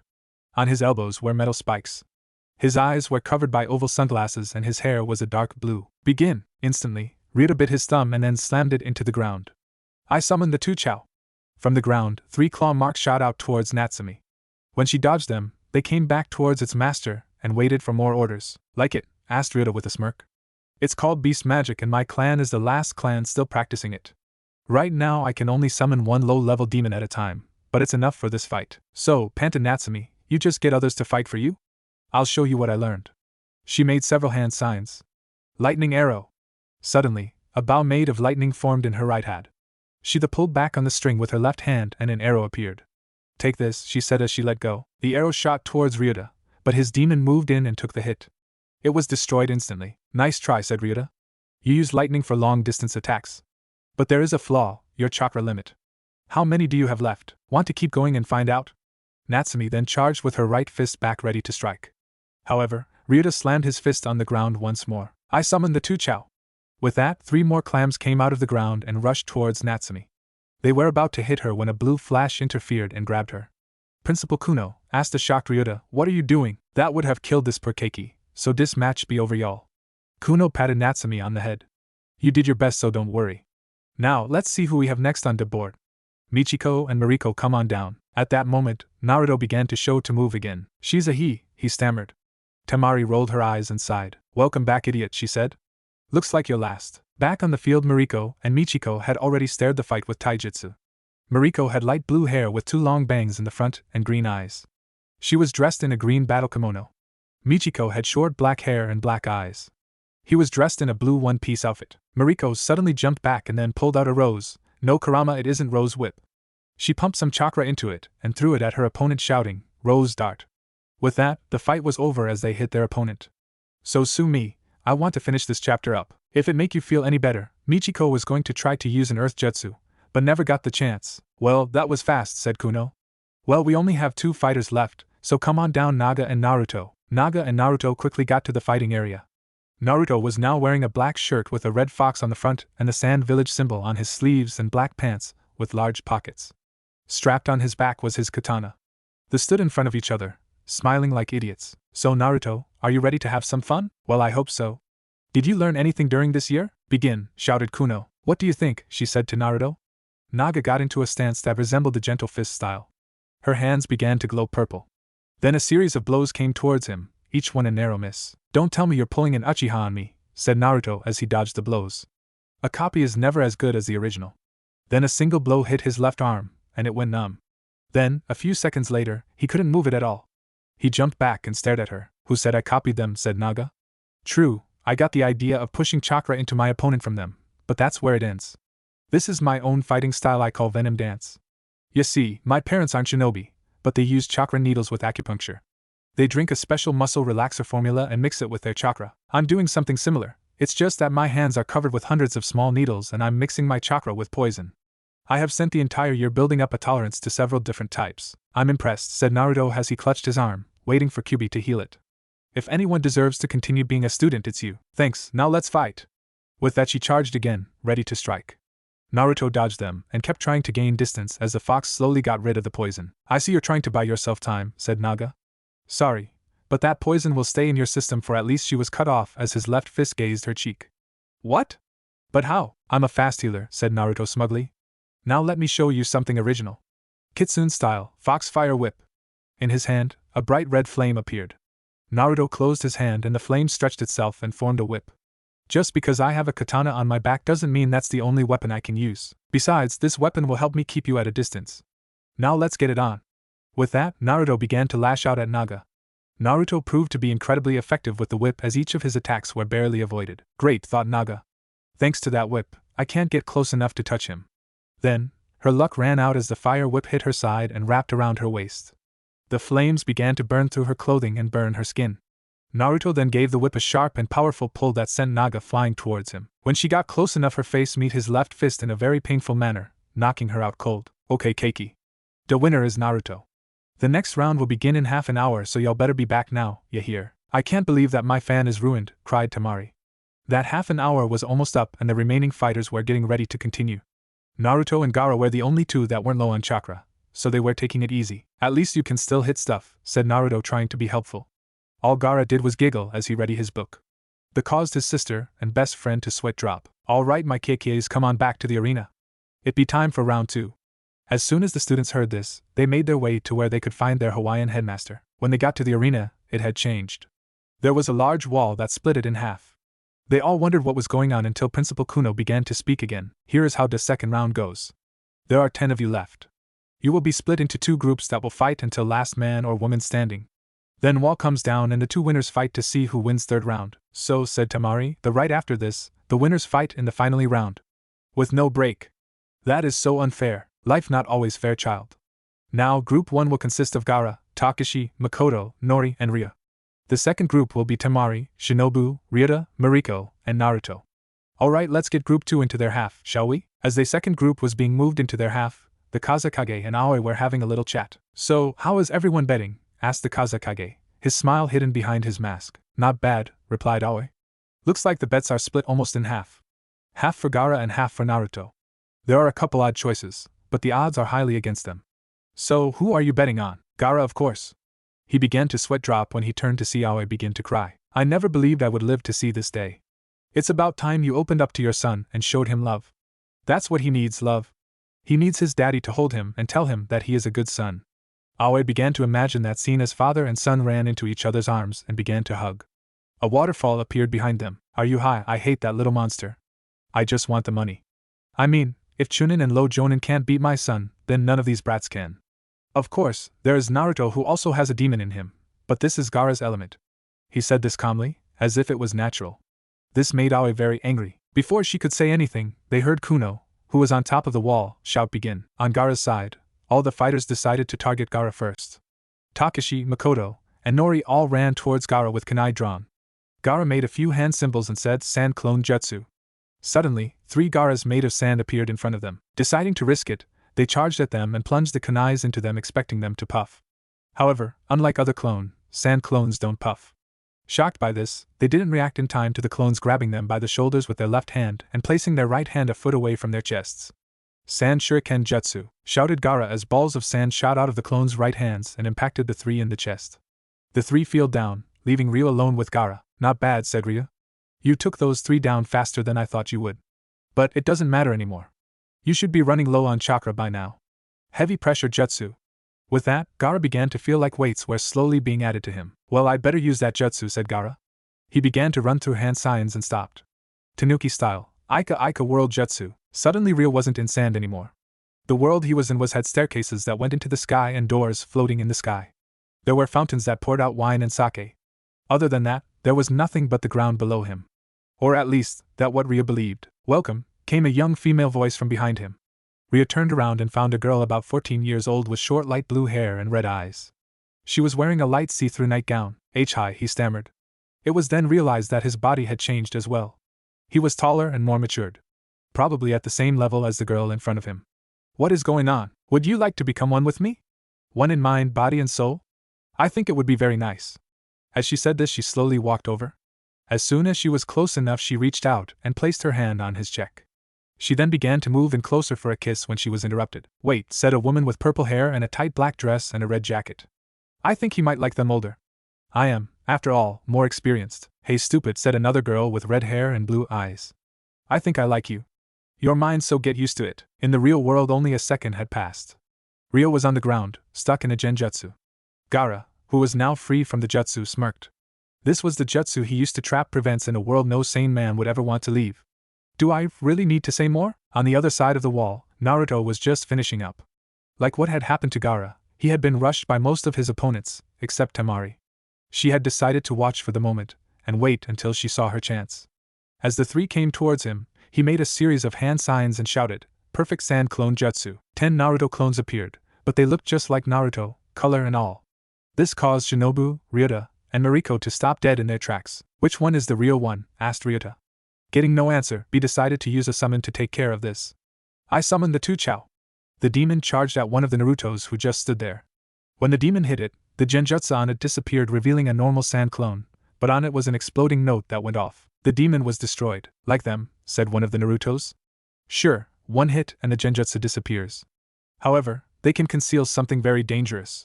With that, the clones charged at the 3 who stood there in shock. 3 clones targeted each of them, and were quickly dealt with. Soon it was just Temari and Naruto.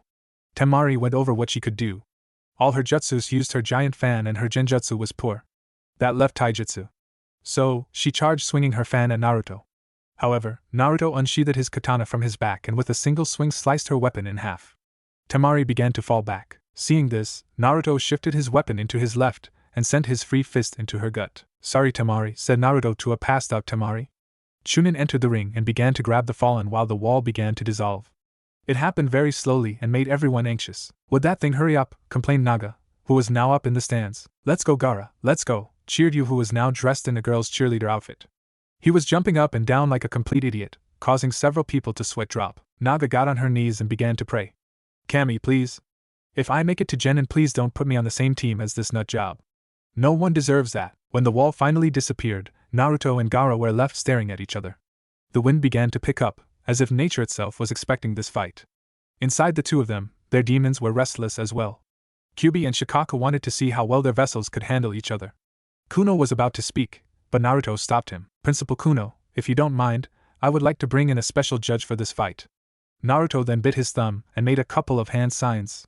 Summoning jutsu, white smoke appeared in the stadium, and then out of nowhere, a drum roll started. Then searchlights appeared.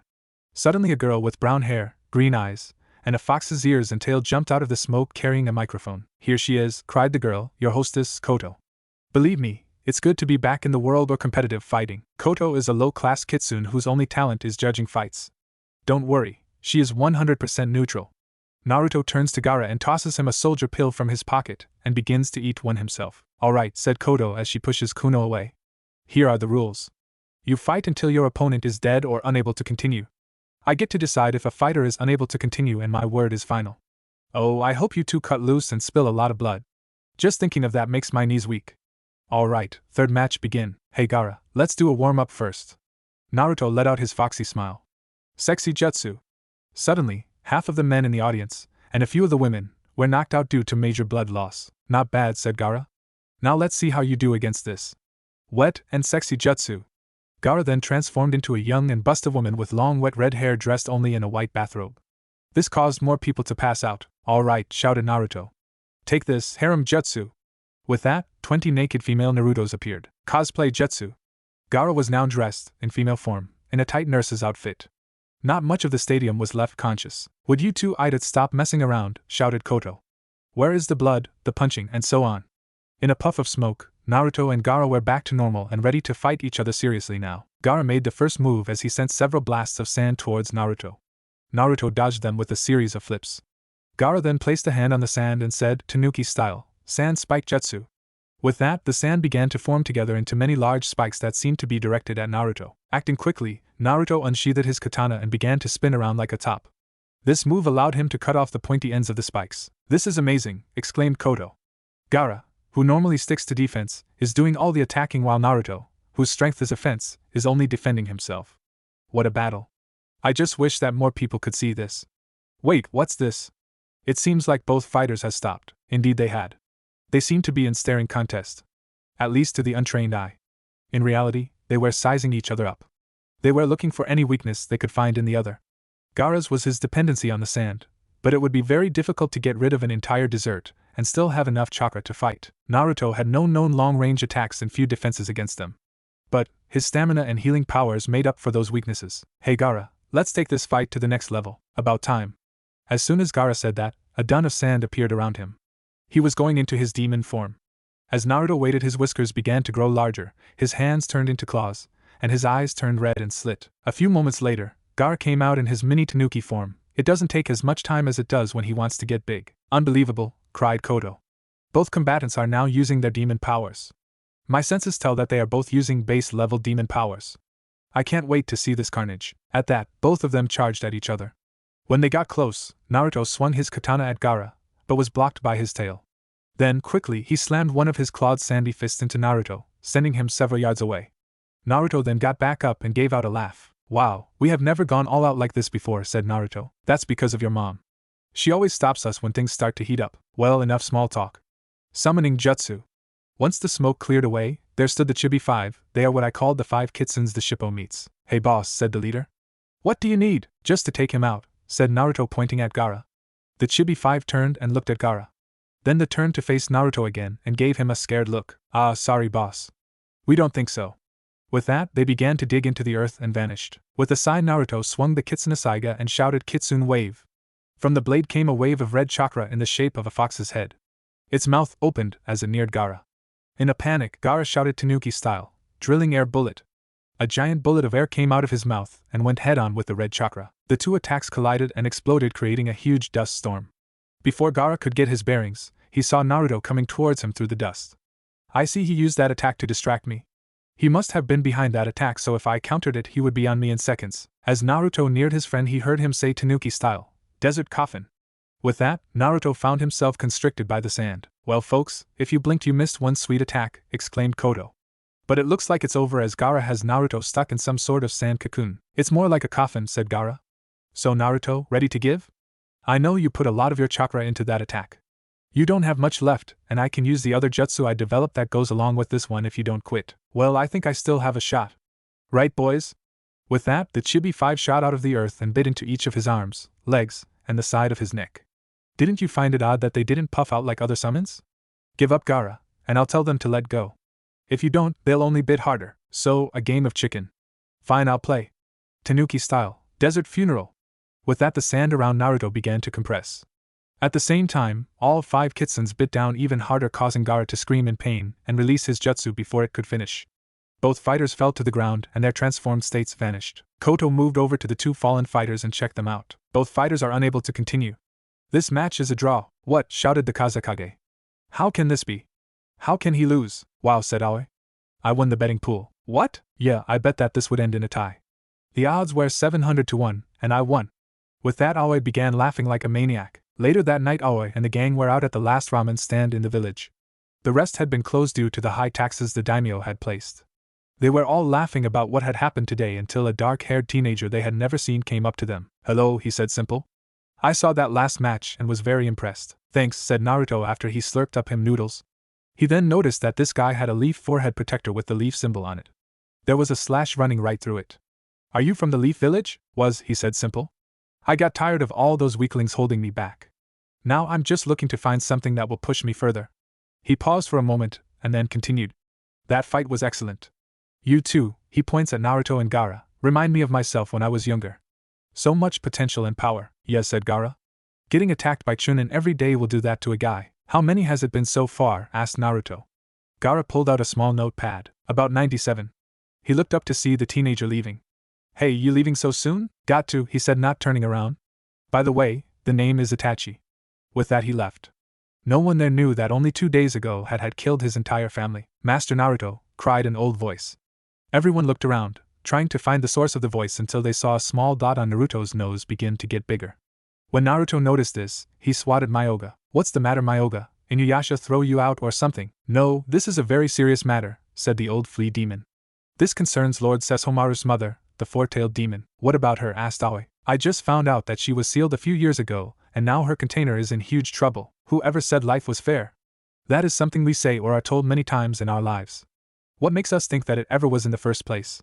When we suddenly don't get what we want or lose something we care about. There are some who go through life and never once complain that life isn't fair. They are the people who have never had any fairness to begin with, so they are not deluded enough to ever believe that it could ever be fair. A small girl in the village of Koyama was one of those people. She was dressed only in a potato sack and nothing more. Her hair, which was pure white, had many blood stains in it from her countless beatings. She had a crescent blue moon on her forehead that matched her eyes. Her role, as she knew it, was that of slavery. In the morning her handler would wake her up from her dog cage and was give a slice of bread and water. Then she was told which house had hired her services for the day. Each day and job varied. Some people wanted her to scrub their floors, pull weeds, and do other various tasks that any child could do. Others, however, paid to barrow her so they could whip, beat, choke, and do many other horrible things to her. So life was not fair for her. Especially now, as she watched children in the park playing with their parents. This was the hardest part of her day because the park was always en route to where her handler lived. Every day she would have to walk by and could not help see this spot where children could run and play freely while she could not. She then looked at the sky and saw that it was getting dark. She decided to stop watching and go back to her cage to sleep. As she walked by the park, the girl saw 4 odd strangers walking towards her.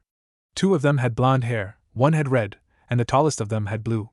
The one with the blue hair was yelling at the redhead for reading dirty books while the other 2 had sweat drops on their heads and were keeping quiet. Fearing for herself, the girl quickly moved to hide behind a trash barrel. She had learned that when someone was yelling, hitting would soon follow. As they got closer, she could more easily hear what they were saying, and that is why reading those books will lead you to swearing, said Aoi.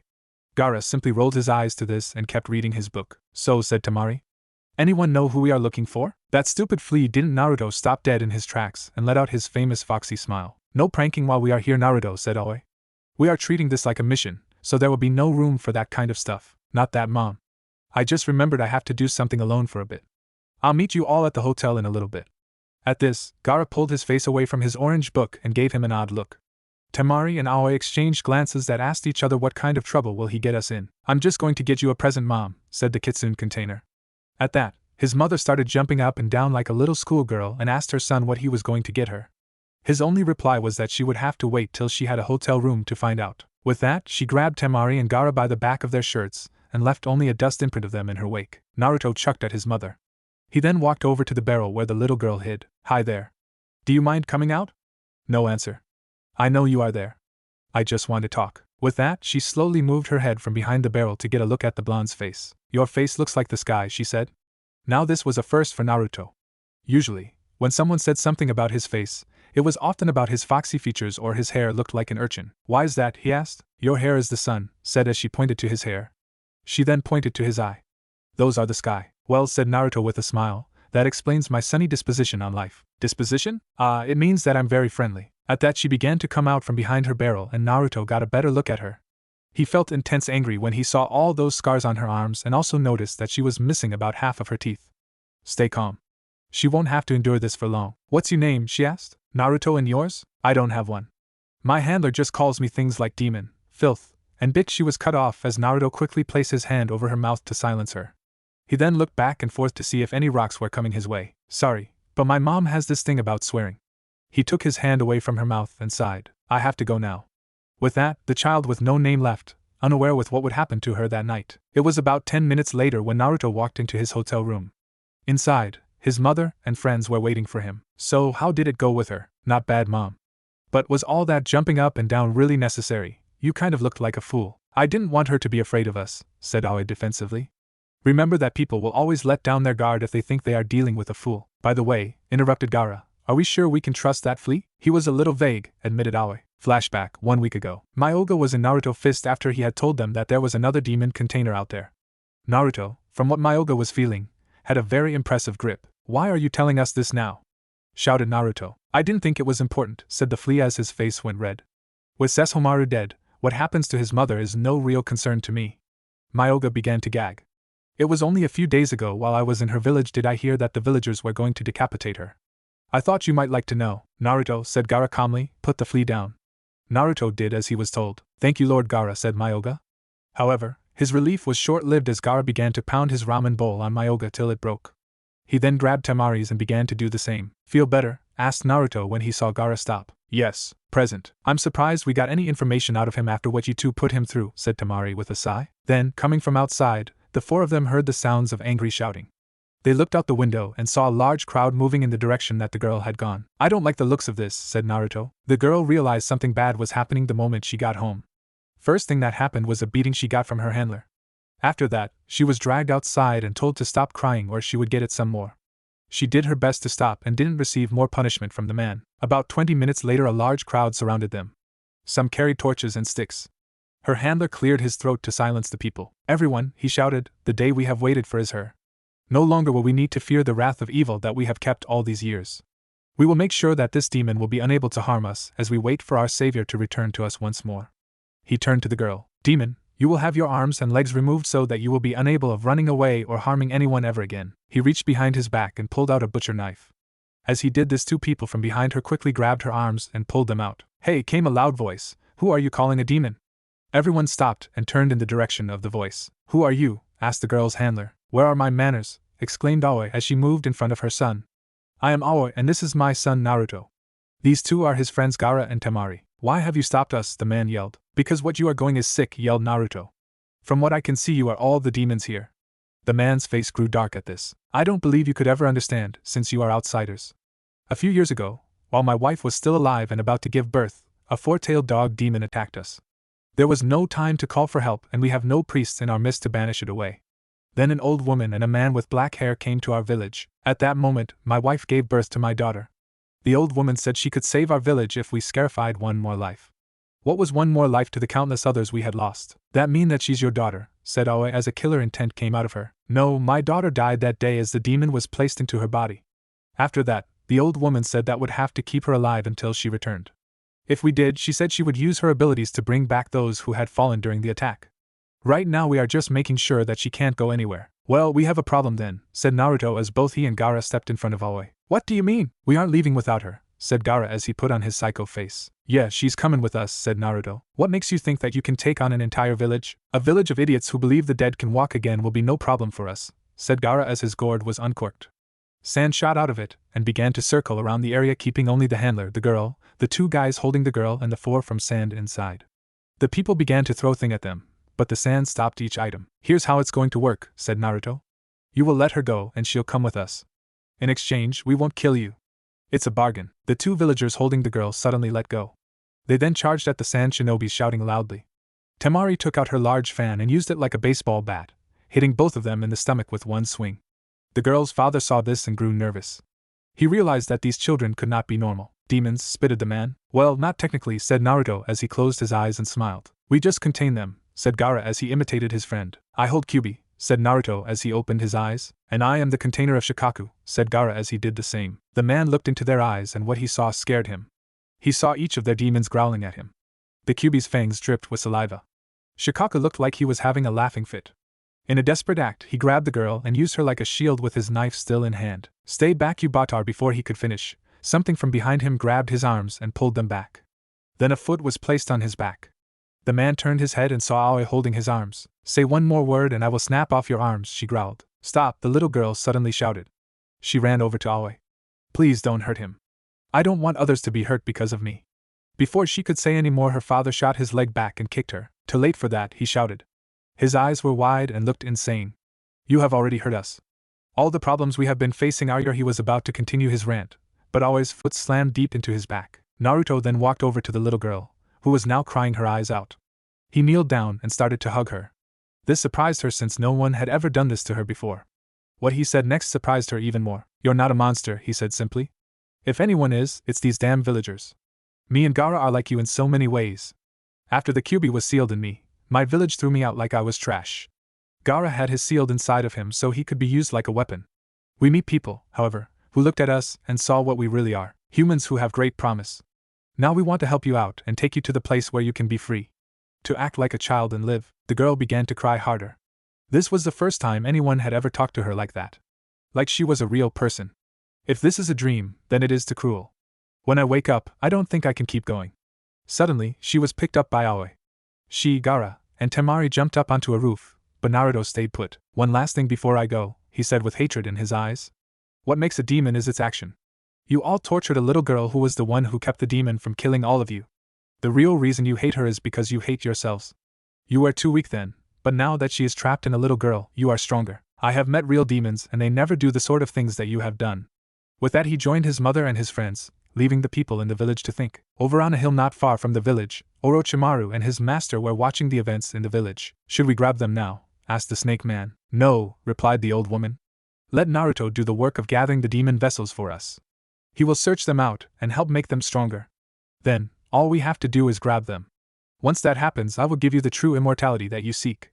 How is your infiltration of Akatsuki? It goes well. Soon I will be able to leave and create my village. Excellent. With that, she began to laugh at the starry sky. The girl woke up the next morning to something new, a bed. For the first time in her life, she had slept on a real bed. She remembered that after they had left her village, she had cried herself to sleep because of what the blonde had said to her. She was shaken out of her memories as someone entered the room. It was Naruto. So, how are feeling? He asked. Good, she replied as she looked down. What will happen to me now? A direct little squirt, he said with a laugh.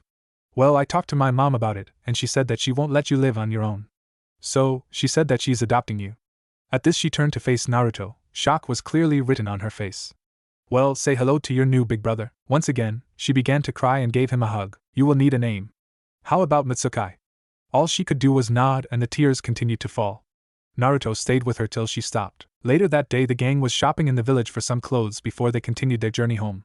Mitsukai really needed some. They stopped in a store and the manager greeted them. He had a long nose, a thin mustache, and spoke with a fake French accent. I have what you need, he said after hearing their request.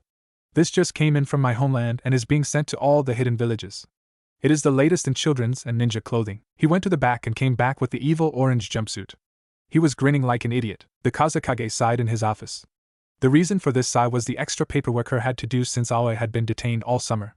He had given her permission to go and pick up the new demon vessel, but somehow she was finding excuses to extend her trip. First, the girl needed new clothes and the store only sold evil orange jumpsuits, so they need to visit another village.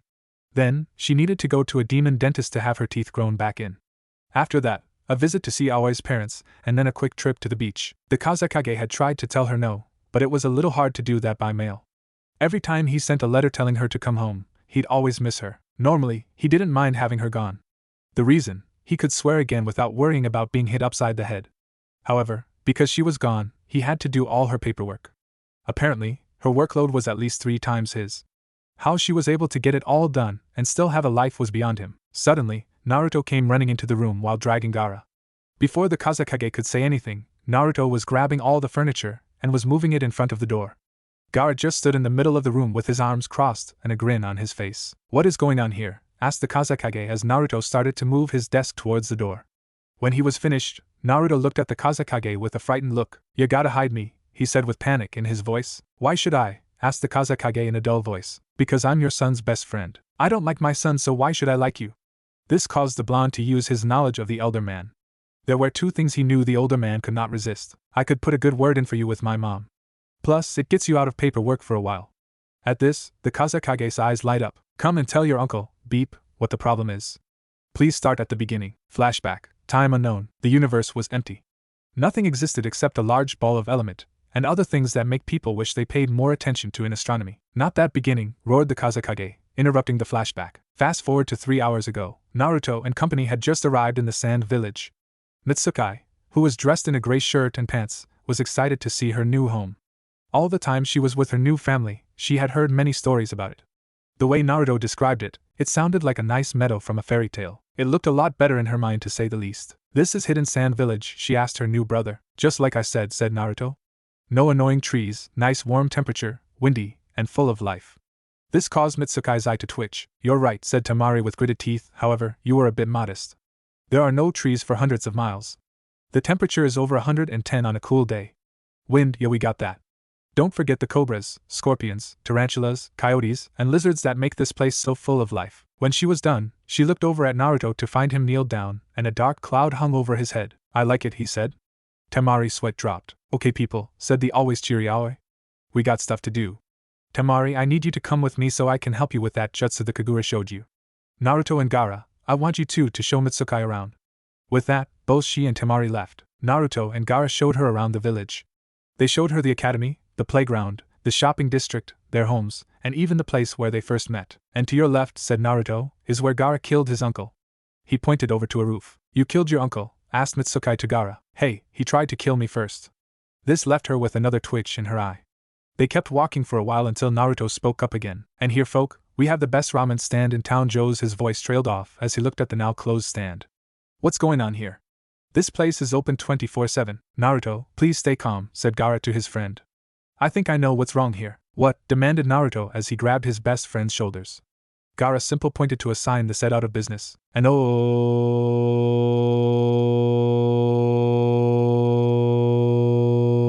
shouted Naruto. What's up with him? Asked Mitsukai. Well, ramen is his favorite food and this was the last ramen stand in sand, said Gaara simply. He turned to see Naruto lighting black candles in front of the stand and saying a prayer. Maybe another stand opened up and Joe couldn't compete. Sorry, but you're wrong, said Naga as she walked towards them.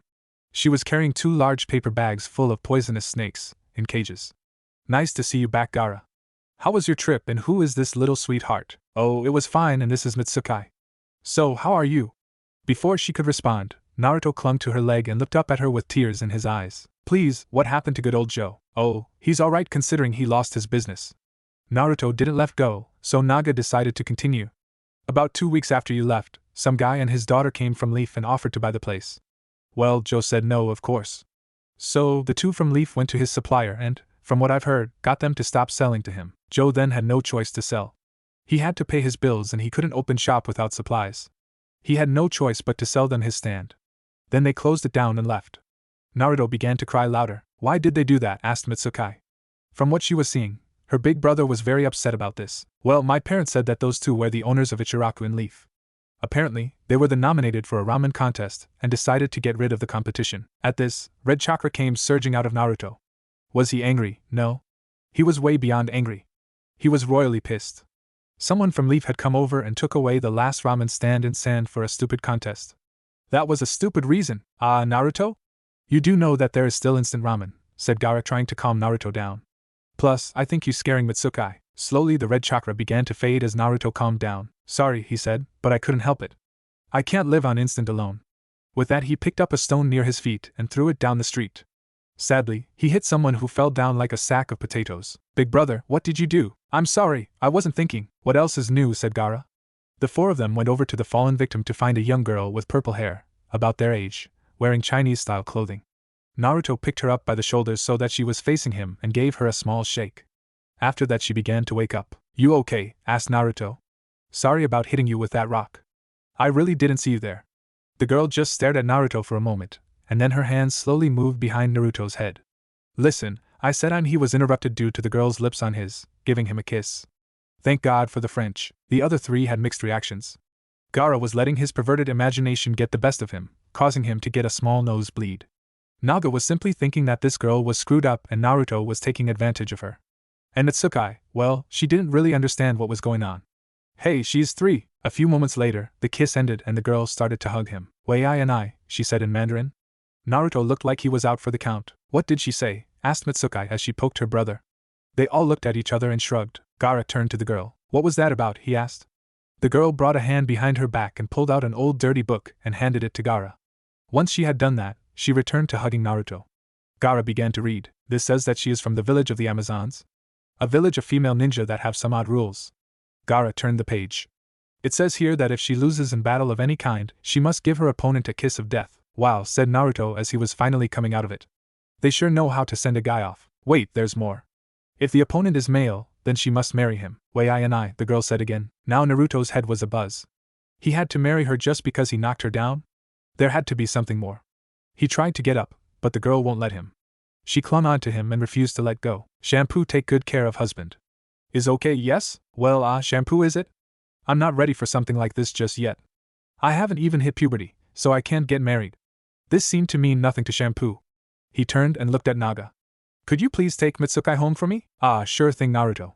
What are you going to do? After she said that, Naruto did a quick substation, leaving Shampoo with a garbage can and running away with Gaara. Shampoo was startled by this, and then started yelling in Mandarin. What she was yelling, I have no idea because I don't speak Mandarin. And flashback, the Kazekage, Gaara, and Naruto were sitting down and calmly drinking tea. They all let out a sigh. I was if, for one moment, all three of them were getting along. So that's my problem, said Naruto. So, what should I do? As he asked this, his eyes became larger and a river of tears shot out from his eyes. Then, he grew wings in a halo. Do not worry, replied the Kazekage. I have dealt with this kind of problem before. The first thing you must do is follow me. He got up and moved over to the now clear doorway. Naruto and Gaara went over there and walked out of the door that the Kazekage opened for them. They then turned to face him. Where are we going? They asked. Don't know, don't care. Goodbye, said the Kazekage as he slammed the door in their faces. Just when you think he has finally warmed up to us, he does this, said Naruto. Maybe he's still mad at us for that one time we used the sexy jutsu on him during that council meeting, suggested Gaara. As they walked to Naruto's house, they discussed the various things they had done to the Kazekage over the years. From filling his bathroom with sand to tricking him to swear in front of Aoi to putting a truth potion in his sake. Their favorite prank had to be the time they dyed all his robes pink before a meeting of the Shinobi Nation leaders. Good times, good times. Good, you two are back, said Aoi. Naruto, your fiancé is here. Naruto looked and saw his mom, Shampoo, and angry Temari, for what, he had no clue, and an old woman on a cane. They were at the dinner table, eating ramen. How did she get here? Shouted Naruto. She followed Naga and Mitsukai, said Aoi before slurping down some noodles. Now then, I think we need to talk. Indeed, said the old woman. Son-in-law, you must take responsibility and marry Shampoo as soon as possible. Who are you? Asked Naruto as he pointed to the old woman. She is Shampoo's great-great-grandmother and former leader of Amazon Village, said Shampoo. Yes, now to the matter at hand, said the old woman. You have defeated Shampoo in battle and now must marry her. There is 4,000 years of history and tradition riding on this. I didn't fight her, shouted Naruto. Gaara nodded. I just randomly threw a rock. It wasn't a fight. An Amazon is always in combat, replied the old woman. This law must be obeyed. Now hold on, said Aoi, let's compromise. Naruto did defeat Shampoo, but it was an accident. So he will put so effort in this, but will be free to date other people. He will not be wed until he is at least a chunin. When that time comes, Naruto will choose who he will wed. If that relationship doesn't work out, then he is back on the market. She paused to finish her noodles. I think we can all agree to this, the old woman began to think. When the boy became a strong and capable warrior, then he could marry, which would be the best thing for Shampoo. If there was any real competition, the problem would simply disappear before the deadline. Or afterwards it didn't matter to her as long as they made it look like an accident. I accept your terms, said the old crone. Come Shampoo, we have to open up shop now. What do you do? Asked Naruto. Probably a special place, said Gaara with a perverted giggle. Shampoo no know what that mean, but we open up ramen shop called Cat Cafe, said the young Amazon. I think I'm in love, shouted the blonde. Shampoo giggled at this and went over to him and gave him another kiss. Once again, thank you French people. This scene caused Temari's eye to twitch. Why am I getting angry over this, she thought. Just take deep breaths and you'll be able to figure it out, girl. After the kiss was finally done, the two Chinese gals left. Why do you get all the luck? Asked Gaara as he pulled out his orange book. Must fight, urge to kill, said Gaara. I'm right behind you, bro, said Naruto. They were doing a task that was not meant to be done by any shinobi. It was a completely useless skill. It was knitting. Now you might be wondering why they are knitting. The answer to that is simple. As academy students working on teamwork, they are given homework that is considered D-rank missions.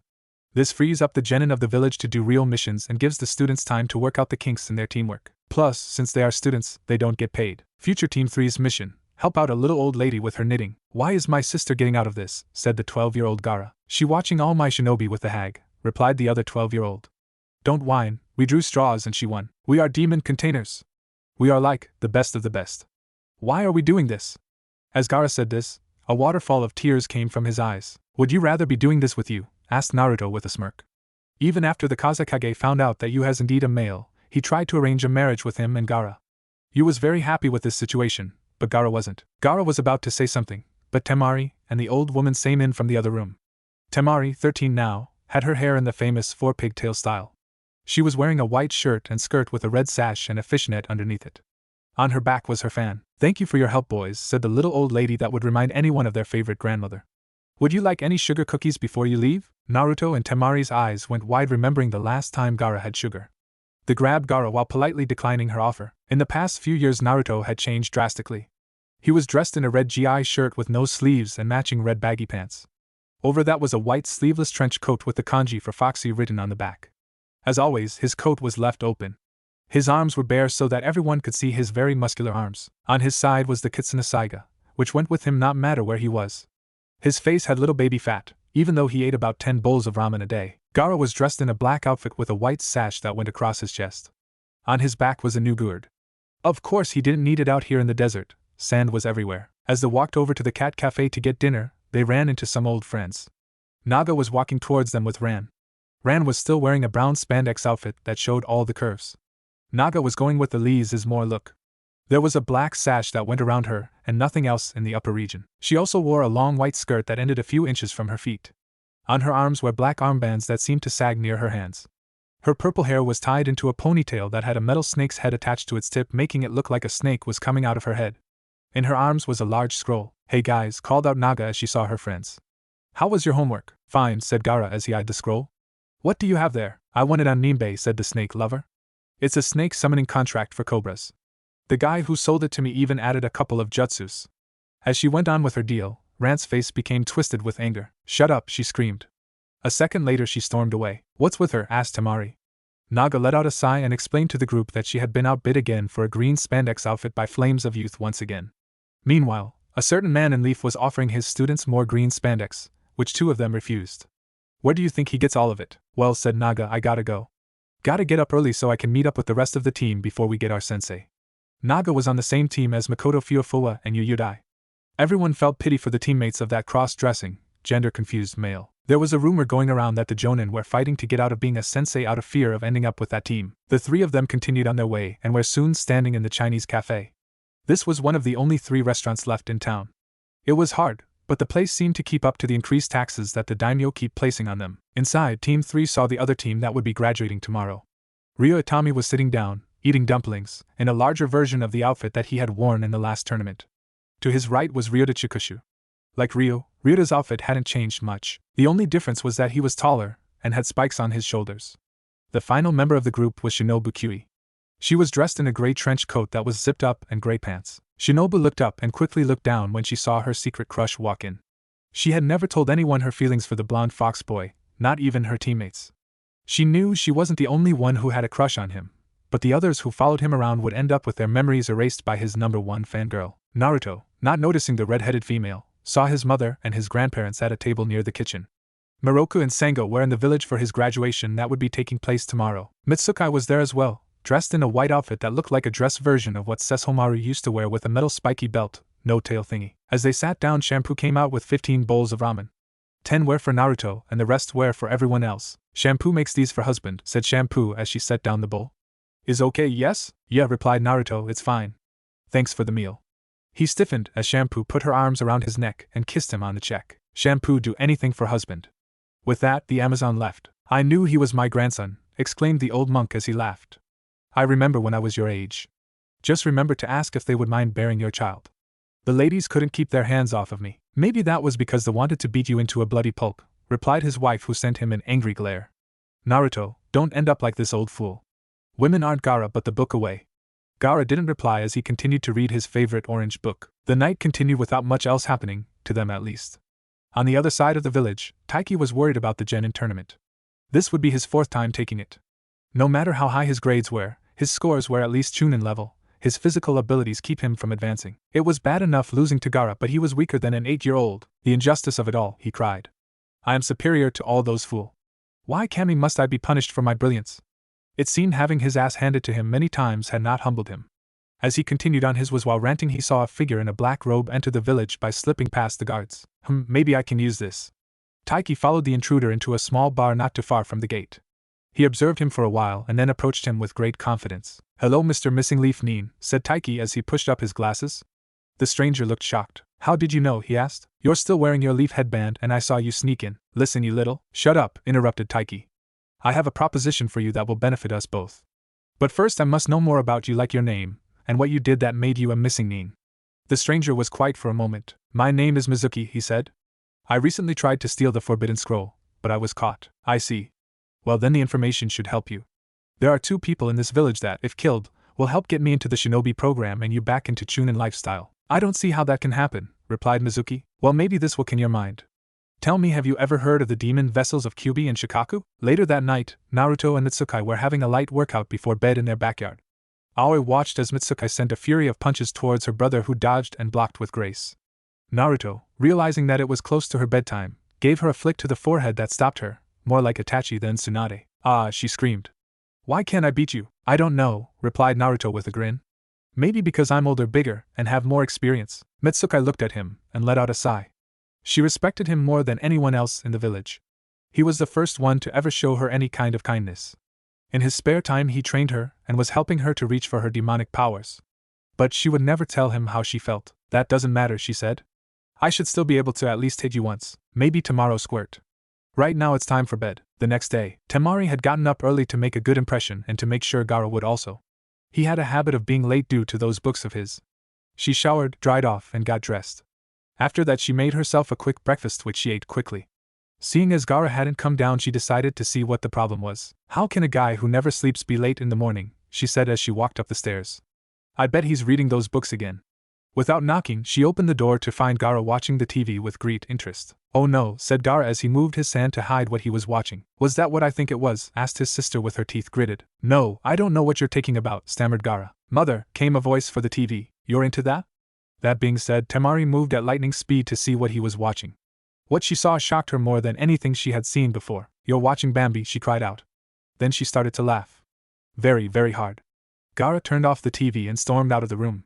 His face was beet red. The world must never know, was all he said as he made his way towards the academy. Naruto woke up to something next to him. Something warm. Kirara was the first thing that came to his mind, but remember that she liked to sleep next to Mitsukai. He slowly opened his eyes, which became white dishes in a few seconds. There was Shampoo, in her bra and panties, sleeping next to him. Suddenly he felt a large wave of killer intent. He slowly turned his head to see his grandmother standing at his door. She was giving him the same look she gave her husband when she found him being a pervert. It's MOT what you think, cried Naruto.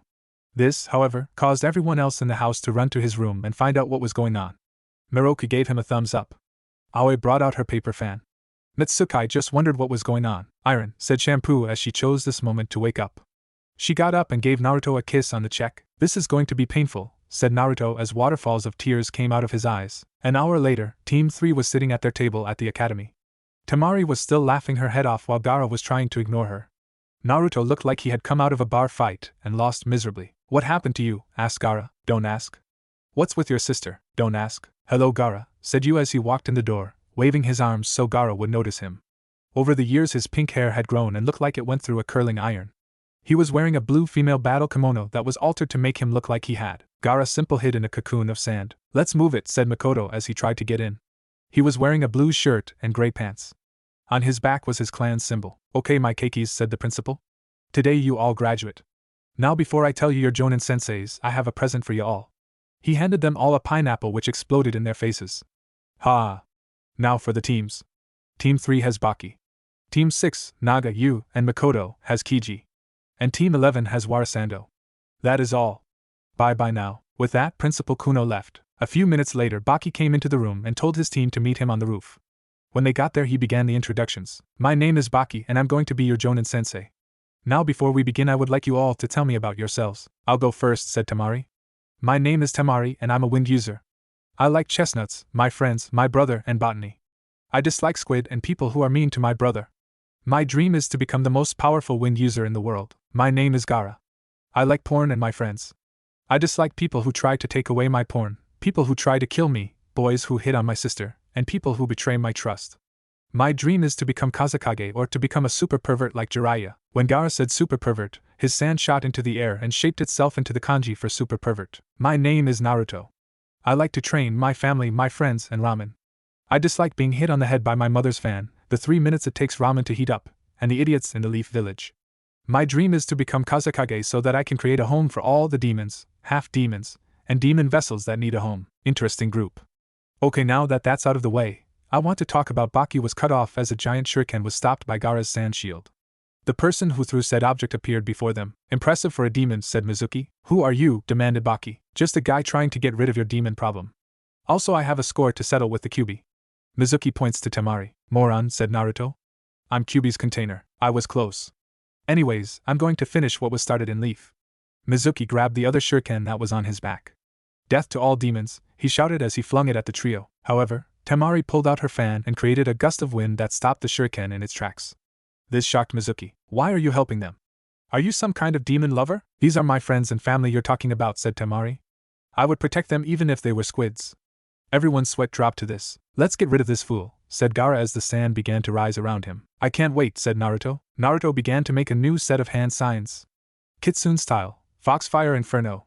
A blast of green flame came out of his mouth. At the same time Gaara said Tanuki style, Sand Shuriken. Then, together they said Demon Combo style, Glass Shuriken. Gaara's sand had gone through Naruto's fire, and came out as spears of glass moving very fast. Mizuki didn't react in time and was impaled all over his body by the attack. The 3 of them then turned to face their sensei. So, said Gaara, you were saying? Never mind, you all pass. I was going to give you to test your teamwork and your ability to kill the enemy. Meet me at Training Field 3 on Monday. Yes, sensei, said all 3 of them. With that they went to tell Aoi, who was waiting with her parents to meet them, the good news. Near the south border in Wind Country there is a small town of Libra. This town holds no real importance. There is no mining and isn't connected to any major roads. It has no real history. Even thieves do not enter this village because it would be a waste of their time. So why were Naruto, Gaara, and Temari entering this village? One word: mission. They had been genin for about a month now and had done several C-class missions with Baki. Their first mission was to escort a nobleman for a few days. Nothing eventful had occurred other than an encounter with a poisonous snake. Their second mission was to take out a bandit gang. Naruto had used his sexy jutsu to infiltrate the gang as well. If you can guess, then you're not old enough to know. After he had found out how many there were, luckily before they tried anything on him, Gaara began to use the sand to crush half while Temari got the ones who were running. They had other missions after that, but this was the first time that they were going solo. The reason was that Baki was needed elsewhere, and the Kazekage felt that they were ready for this mission. The mission was simple. Contact the client in Libra about strange disappearances occurring in the village. Then, if other shinobi weren't involved, handle the situation. If other shinobi were involved, then send for reinforcements. So this is Libra, said Temari as they entered. It looked like a small farming village, minus the farming. The houses were spread far apart, and the roads weren't paved. However, on the other end of town, there was a large cathedral-like building. As the sand means got closer to it, they could make out shapes on the windows. They were all of a single man in different poses. The man had red eyes and long flowing black hair. In some of the windows it looked like he was helping out a village from up in the clouds. Another depicted him killing dog demons. This piqued Naruto's interest. He saw a priest-like man coming out of the building and decided to ask a few questions. "Excuse me," said Naruto politely, "what faith does this belong to?" "Ho ho ho," lighted the priest. "This is dedicated to a man who became a god and killed many demons. He then took those who were pure of heart to a better world. However, demons who hated this pure-hearted man killed him. We believe that one day our Lord will return to save the world and help the faithful enter a place of never-ending light. Now I must go now and set up today's procession. If you like, you can join us." With that he quickly went back into the temple. Naruto turned back to his team. "Any clues to what he was talking about?" "Probable occult," said Gaara, who was reading his orange book. "It has nothing to do with us. Let's just find our client and get home. That movie you wanted to see will be playing soon." With that they began to walk again. "So where are we meeting her again?" asked the fox container. "Over there," said Temari as she pointed to a food stand. They each took a seat and placed a small order while they waited. It wasn't long until they were approached by a tan-skinned girl with dark hair with a little red mixed in. She looked about 15 years old. "Are you the shinobi from the sand village?" she asked. "Need you ask?" snorted Temari as she pointed to the headband she wore around her neck. "Let's get to the point," agreed. "My name is Rose, yes, that Rose." "Got a problem with that?" The disappearance began a few years ago when the cathedral was built. At first, it was maybe once or twice a year. People believed that they had simply moved away. Anyone around here could believe that since nothing ever happens around here. Then, they began to increase. And it wasn't just townspeople, it was travelers who were visiting or people who had simply gotten lost. "So who did you lose?" asked Gaara as he took a bite of his food. Rose let out a gasp. "My boyfriend. He disappeared a few weeks ago." "How did you know?" People tend to do nothing about a situation until it affects them in some way. "Anything else odd happening around here?" "Yes," replied Rose. "Our town's drunk became the head of the church.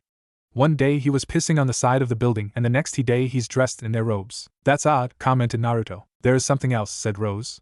"An old woman appears from time to time with a pale-skinned man. They were the ones who had built the cathedral and began to convert most of the townspeople. No one knows who they are, so there isn't much I can tell you." "Well, now I have a few questions," said Gaara. "Any shinobi or any other powerful-looking people enter here?" "No." "How about people who look like they have no fashion sense?" "I heard that some really powerful people like to dress up as idiots," said Naruto. "No." "Well then let's check out the cathedral then," said Temari. "Why there?" asked Rose. "That's the place where this all started," said Gaara. "It's the most logical place to check out." "Well, there will be a mass starting in an hour." "You could check it out then," said Rose. This sounded good to the three Sandines, so they agreed. But unknown to them, the old woman was watching them from a window in the cathedral. She turned to face Orochimaru, who was sitting down reading the funny pages. "Looks like they are here," she said. "Shall I take care of them?" asked Orochimaru with a wide grin. "No, they are no ripe enough to pick. Plus, I want Naruto to gather the other vessels. Once he has done that, then I will have them collected in one strike." "So, what should we do then?" "We'll let Omar entertain them. If they find out about me, then the effectiveness of the plan will be cut in half. I have waited too long for this plan to fail. Now tell Omar to hold a special mass, and then we will leave." "As you command, Master." About 45 minutes later, Team 3 was standing in front of the cathedral discussing the plan.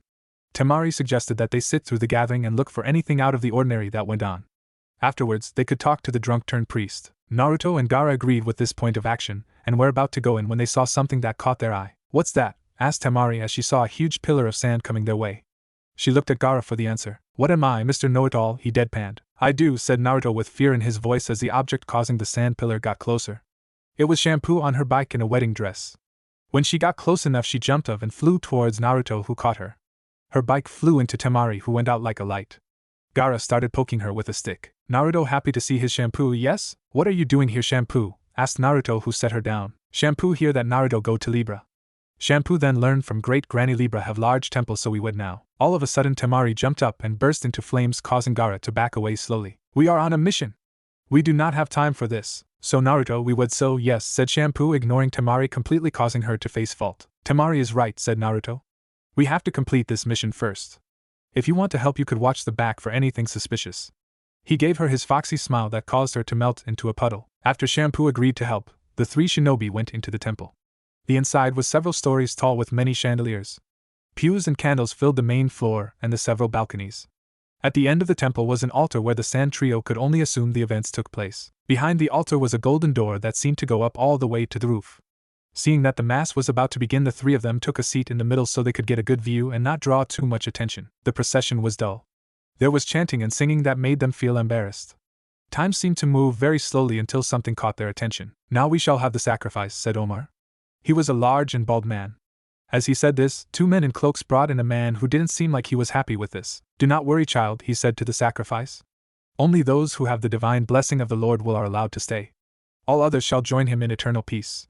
With that, the men dragged him close to the golden door, and Omar walked back to the altar. "We offer the sacrifice to you, Lord Naruto, who rules all." Omar continued his chant, while the golden doors slowly opened. Several shadowy hands shot out and grabbed the poor man who was screaming at the top of his lungs. He was quickly pulled in and the doors slammed shut. "Naruto, I'm sure I have heard that name before," pondered Gaara. "I know who he is," said Naruto. "He's the demon my grandparents defeated over 30 years ago. From what I was told, he consumed other demons and stole their powers. He's also the one responsible for the deaths of Kikyo, Sesomaru, Rin, and Jaken." "Why are these idiots worshipping him? Why do people worship the devil?" asked Temari. The Mass was over after the sacrifice, and people slowly began to leave. It was then Naruto and company could see it in their faces. They didn't come here because they believed in this faith. They came because they were afraid. Fear made them worship this monster. "Ah, the three from the sand village," said Omar as he noticed they hadn't moved. "Is there something I can do for you?" "Yeah, there is," said Temari as they got up and began to move towards him. "Are you the one who has been abducting innocent people?" "Depends on what you mean by innocent," replied Omar. "Perhaps by your standards, yes, they were innocent. But to me, they were sinners who needed to be saved. They have gone to become one with the Great One." "Are you out of your mind?" said Gaara. "For a while I was. I had refused to believe in the word of Naruto. Yes, I was quite insane. Then, when I was chosen to be judged, I saw the light." Flashback. Omar was flung out of the gold door. He just laid there, drool flowing onto the floor. Slowly, the old woman and Orochimaru walked over to him from the shadows. "It seems one has survived," said Orochimaru. The old woman said nothing but slowly knelt down towards Omar. She reached out her hand to his face, and something freakish happened. Her hand became like melted candle wax. Each of her fingers shot towards Omar and entered his body. One entered through his mouth, another to his ears, and the final two entered his eyes. It lasted for several minutes. When it was finally over, she got back up and smiled at him. "Spread the word," was all she said as she walked back into the shadows. And flashback. "And ever since that day I will follow the path my Lord has given me. Those who will not worship him will be sent to him so that Naruto can forgive them face to face." "Yep," said Temari. "We can put this guy in the crazy box." "Naruto isn't a god," said Naruto. "He was a half-demon who killed people for his own selfish desires. There wasn't anything merciful about him. I will not tolerate this blasphemy." With that, his arms turned white and began to drip. "I shall make sure you step through those doors and meet the great Naruto." Wax bullets. Dozens of small, hot, waxy projectiles went soaring towards them. They dodged the attack and prepared to counterattack. "Take this, Tanuki style, Sand Shuriken." However, the attack never came. Instead, lightning-like energy struck Gaara. "You fools! We are in the temple of Naruto. Demon chakra cannot be used in these hallowed halls. Eat this, cutting whirlwind jutsu." However, like Gaara, the lightning-like energy struck her and cancelled the jutsu. Both of them looked unharmed. Omar decided to continue his attack. His arms began to reshape themselves into axe blades. They then began to stretch out and swung at the siblings. Gaara dodged it completely, but Temari ended up with a cut on her arm. While he was preparing to do this again, Naruto ran towards him at incredible speed and landed a punch in his face. When he did this, it made the same sound as someone punching mud. As gravity took over, Naruto continued his barrage PF punches all the way down. "Why can't we use our jutsus?" asked Temari as they watched Naruto. "He said demon chakra couldn't be used here, but I don't have any." "Perhaps it's not meant to be taken literally," said Gaara. "This guy is nuts. He believes anyone who isn't on his side is evil, a demon. So I guess there must be something in here that is neutralizing our attacks." Their conversation was cut short when they heard a clasping sound. They looked up and saw that Omar had returned his arms and hands back to normal, and was holding Naruto in the air by the sides of his head. Omar's face had a fist imprint on it several inches deep along with every other place Naruto had hit. "Foolish sinner," said Omar in a whisper-like voice as he threw Naruto into the pew, breaking them. "You cannot defeat Naruto's chosen one." Temari jumped into the air with her iron fan in hand. She used it like a bat and hit him on the side of the head, deforming his face even more. He then threw a punch into her gut and sent her into the pews as well. He tried to talk, however he could no longer more his mouth due to the condition of his face. Naruto and Temari got up and saw that Gaara was smirking. "It seems you have a weakness after all. Once damage is done, it compromises other functions of the body. You may be alive, but the more damage we do the less you can do." Naruto, Temari, let's get him. All three of them then jumped into the air and prepared to strike. Temari was once again using her iron fan as a club aimed for his left shoulder. Gaara was using his fists aimed for his neck. Naruto pulled his Kitsune Saiga out of its sheath and aimed for his right arm. Omar saw the attacks and shot out his arms towards Temari and Gaara. Temari saw the arm coming and used her fan to hit it first, cutting it in two. Naruto saw the attack coming for Gaara and threw his blade along the side of the lengthening arm. Omar was shocked when his arm cut off by the sheer force of Naruto's attack. Pain soon took the place of shock when Gaara's fist went into Omar's neck. Omar fell down, gasping breath, but it was useless. The pathways that led to his lungs from his neck were closed. A few minutes later he was dead. All right, let's check out what was going on here, said Temari after the death was confirmed. At that moment, however, the cathedral began to crumble. They watched as bricks and other objects began to fall down. Time to go, said Naruto as then ran outside. A few minutes later, all that was left of the building was a pile of ruins. Shampoo was waiting for them and asked what happened. They were halfway thought the story when they became aware that they were surrounded by the villagers. Hi guys, said Naruto in a cheerful voice. Demons, cried one of the villagers. They have to be demons to have killed Omar and destroy that place. We're shinobi of the sand, shouted Temari. We aren't demons. However, his words fell on deaf ears as stones were thrown at them. Even Rose, the person who had hired them, was joining in. The three of them, minus Gaara because he doesn't need to dodged the stones and quickly ran out of the village. We so sorry we help you, shouted Shampoo once they were a fair distance away from Libra. Why you all no fight back? Wasn't worth it, said Gaara as he pulled out his book once again. Before he could begin he was stopped by an angry voice. I hate you all, screamed Rose. Because of you, I'll never know what happened to my boyfriend. All my hopes are gone because of you. We weren't hired to find your boyfriend, said Naruto. We were hired to handle the situation, and we did. Nowhere did it ask us to rescue anyone. Besides, they are dead. With that Rose looked up. I guess you never went to a mass. There were human sacrifices going on in there. The people who went there knew what was going on and did nothing. I'm sorry for your lose, but now our mission is over. With that, they began to leave. What are we supposed to do now? Asked Rose. Naruto answered without turning around. Not our problem. But if you want my advice, start over. Now they had something more important to talk about. We learned two important things on this mission, said Naruto.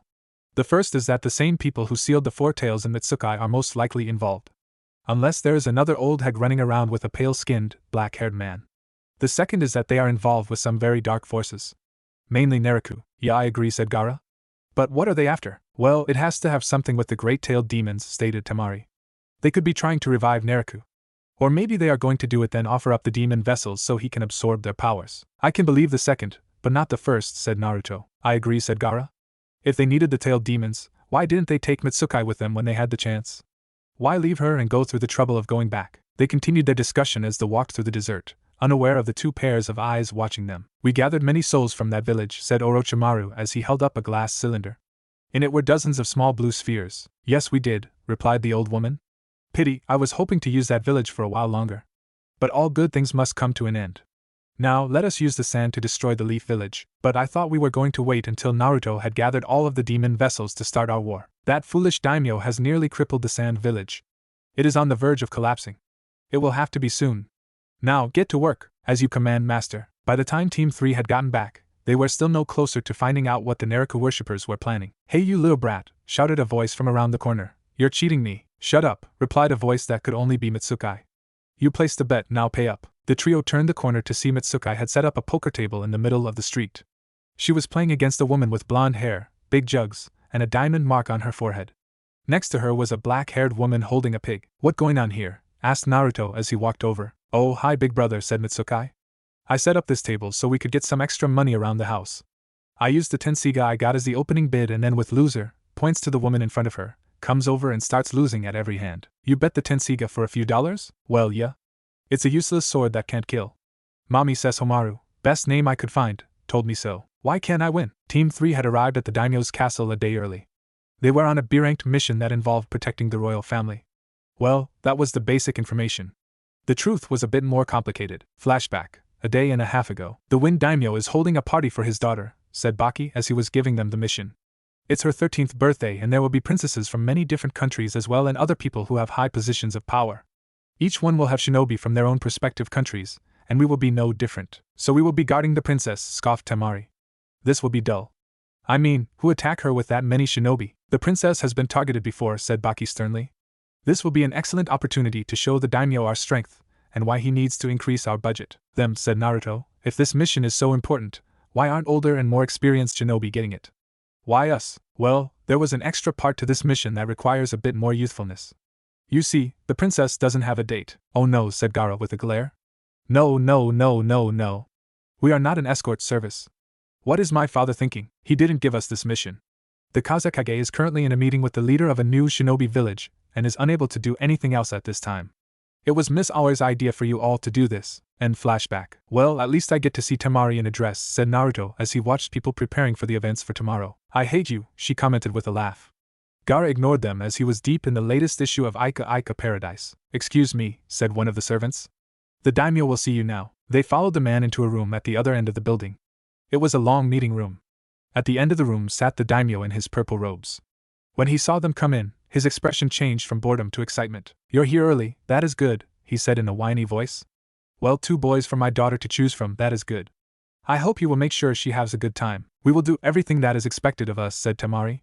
Now, what kind of guy does your daughter like? Why do you want to know? So we decide if she should be with Gaara or Naruto, relied Temari.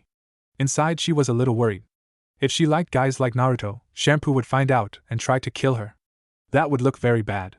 If she liked guys like Gaara, once he got bored he would pull out his book and begin reading right in front of her. Who on your team has the most experience at protection? That would be me, said Gaara, not looking up from his book. Ah, an intellect. I can tell by the way you are reading. He obviously didn't know what the book was about. Very well. Yomi, take this young man to meet my daughter so they can get to know each other better before tomorrow. I have some things I would like to discuss with the rest of you. With that, Gaara went with Yomi. The daimyo got up and went to a corner of the room where there was a box and opened it. He pulled out a few documents, and then went back to where he was sitting. What are those? Asked Naruto as he crossed his arms. Detailed information on the last few attacks on my daughter's life. Each time the culprit gets closer and closer. I need you two to make sure that she is safe, so I'll give these to you. That would be wise, said Temari. Gaara was walking with Yomi for several minutes till they got to the princess's room on the 6th floor. Yomi knocked on the door twice. Madam, you have a gentleman caller for you. Gaara gave him a glare. Inward he was fuming. He wanted to be doing something exciting. This would be like a babysitting mission. She would probably be spoiler rotten, fat, and annoying. Please enter, came a soft voice. Gaara opened the door and saw her sitting in a chair by the window. She wore long, light blue robes with a pink flower pattern. She had long green hair with a bow tied in the back. Her skin looked pale, as if she had never been in the sun. Okay, scratch fat, was his thought. My name is Gaara. She turned her head to face him, and he could see her dull, gray eyes. My name is Koroi. It is nice to meet you, Mr. Gaara. No need for the Mr. Gaara will do just fine. I see, she said with a small nod. She then got up and picked up something that was hidden on the other side of the chair, a sensing stick. She was blind. She slowly walked over to where Gaara was standing and reached out to touch his face, but the sand shield blocked her hand. Sorry, he said. I can't control that. What was that? That was my shield of sand. It is my automatic defense. I guess it must come in handy. Yes, it does. If I didn't have it, I'd be dead by now. They talked for hours. Koroi wanted to know all about Gaara. She learned about his family, his friends, and the people he didn't like. She then learned about his missions and his part in them. She laughed when she heard about his missions during the academy, a ninja, knitting. However, he never told her about his demon. That was the one thing he would never tell her. It must be nice, Koroi said as she looked out the window. The sun was starting to set. What? Asked Gaara. Going out and doing all these missions. I have never left this castle unless it was diplomatic. She said this in a very sad voice. Her mother died giving birth to her. Her father watched her day and night to make sure she was safe. It had escalated when the doctors told him she was blind at the age of 2. I could say the same about you, having a father who cares so much about you. She gave him a small smile. This caused him to blush. Well, I got a jigo. He started to walk out and almost tripped on his own foot. Back with Naruto and Temari, they were checking out all the rooms and the food. According to the list, the assassins had used several different methods against the princess. All the rooms had checked out and were fine. Now they were in the kitchen, checking for poison with special tags. Well, all that is left is the punch bowl, said Temari. Naruto rolled his eyes as they walked over to it. That is so old, he whined. Spiking the punch is like the oldest trick in the book, which is why someone would overlook it, said the punch bowl. Then Baki shoot out of it, scaring the living shit out of Temari and Naruto. They held on to each other in utter fear. What are you doing here? They shouted at the same time. My, aren't you two a cute couple, said Baki with an amused smile. Temari and Naruto realized their position and quickly let go, blushing. Now, as to why I'm here, is to check up on you three. This is a B-ranked mission and nothing can go wrong. I'll be in the shadows if you can't handle this. Till then, see ya. With that, Baki sank back into the punch. Naruto went and picked up the punch bowl to find no hole under it. Creepy. Later that night, there was a knock at the daimyo's door. "Sweetie, is that you?" he asked. When he got no reply, he got out of his bed and went to the door and opened it. On the other side was the old woman. "Wind daimyo, I hope I'm not disturbing you this fine night," she asked with fake sweetness in her voice. "No, you didn't," he said. "What are you doing here? I thought you would like a progress report. Well, come in and tell me how it's going." She complied and took a seat in the armchair in his room. The daimyo took a seat on the bed and waited for her to speak. "So far, the process is going very well. We have moved from rats to pigs and will soon be able to start work on humans. When we started on the rats, there was a 66 chance of death or failure. Now, we have changed that to 1/2. The pigs, so far, are at 55 failure rate. So, you will need more money. How much longer will this take?" "Well, the princess doesn't need to have her eyes fixed, does she? I'm just worried about the state of my country. While funding your research, I have had to make several cutbacks to many areas. Soon, this land will lose its shinobi village and many other villages as well. But once the other nations learn that this land can cure blindness, it will make you for all the hardships your land has suffered. Until then, you can continue to use the leaf shinobi to do the work of the sand. After all, isn't that what the alliance is for?" She gave him a small grin that said, "Trust me. I hope you're right," was his reply. The next day was very busy. All morning, the staff worked so that the party would please the guests and the princess. The dance hall was decorated with flowers from each of the countries coming. The food consisted of delicacies from every nation as well. The punch bowl, which Naruto and Temari stayed away from, was in the middle of the snack table. Musicians checked their instruments with the shinobi who made sure there were no hidden weapons. It was about 5 when the guests began to arrive. Naruto and Temari greeted them at the door. Naruto was wearing a simple black tux and Temari was dressed in a bright blue dress that looked tight against her skin. On the back was her iron fan. Along with the guests were the shinobi that escorted them. Most of them looked to genin. Of course, for them, this mission was a simple escort mission, see Class Max. The group from Rain who were wearing breathing devices. Then came some Snow, Rock, Cloud, and several other groups. Last came the Leaf. Naruto was glad he wasn't a leaf at the moment. One of the genin was wearing the same evil green spandex outfit as his sensei. The other looked normal except for the other guy's pale eyes. Naruto quickly remembered from his mother's bingo book that he was a Hyuga. They went into the dance hall after the last guest had checked in. There they found Gaara and Koroi chatting nicely. Gaara was wearing a red tux and Koroi was wearing a light green dress. "Well," said Temari with a smile, "they seem to be getting along well. He hasn't pulled out that perverted book yet. He isn't that bad." Suddenly, the musicians began to play the first song of the night. Gaara and Koroi got up and began to slow dance. "It's going to be a long night," said Naruto. "Want to dance?" "You're kidding. Shampoo will kill me. I'll take that chance." "You're not the one she'll kill. That's why I'm taking the chance." With that, they entered the dance floor and began to dance as well. Meanwhile, Shampoo was getting the feeling someone was too close to her Naruto. She would have gone to check up on him, but the cafe was busy. The night continues without much happening. About 2 hours after the music started, the musicians decided to do a bit of karaoke. Naruto and Gaara did Funky Nassau and then got Temari and Koroi to join them in New Orleans, Blues Brothers 2000. The Leaf genin in the spandex sang I'm Too Sexy. That didn't go so well. The Hyuga came up and sang I Feel Pretty. A couple of others came up and sang things like Desert Rose, A Horse with No Name, and Enter Sandman. This annoyed Naruto. "Just because we are in a desert doesn't mean we like those songs," he complained. Later, they all began to eat. Luckily, they had all of their favorites. While they ate, Temari did what all big sisters do, tell embracing stories about Gaara. Koroi loved the one where Gaara messed up a jutsu and lost his clothes in class. Naruto soon became the target as his love life was put on the spotlight. Over by the punch bowl, Guy was pouring himself a glass when he looked down and saw Baki's face. He poured the punch back in the bowl and Simple walked away saying that he had too much and his eyes were playing tricks on him. Later, most of the adults went into the next room to play poker, leaving the teens alone. However, a few minutes after they left, a genjutsu was placed and most of the people in the dance room were put to sleep. The only ones who were awake were Temari, Gaara, Naruto, and Korei. They had sensed it and quickly dispelled it on themselves and on the princess. "Impressive," said a female voice. "You repealed my jutsu." There was a poof and standing in front of them was a white-haired woman about the age of 23.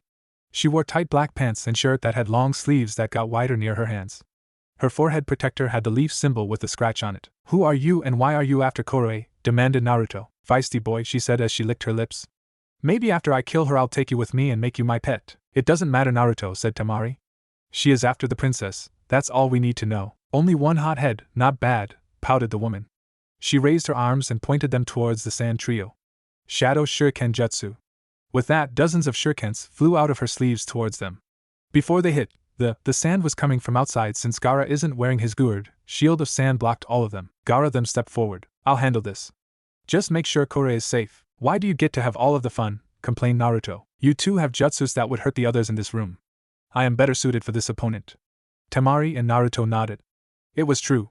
Temari's wind jutsus were not suited for these kinds of situations. And Naruto, well, liked to go overboard in his fights. Koroi was their main focus, so her safety came first. How sweat, said the woman in black. Now die, Shadow Shuriken Jutsu. Once again she launched her attack and it met with the same results. What the hell is with this sand? My turn, said Gaara with malice in his voice. Tanuki style, desert coffin. With that, the sand began to surround her and trap her in a cocoon. Tanuki style, desert funeral. However, instead of a splash of blood there was a poof as the shadow clone was destroyed. The real one appeared next to the piano. That was close, she said. That's some jutsu you got there, but it seems out of your age group, little boy.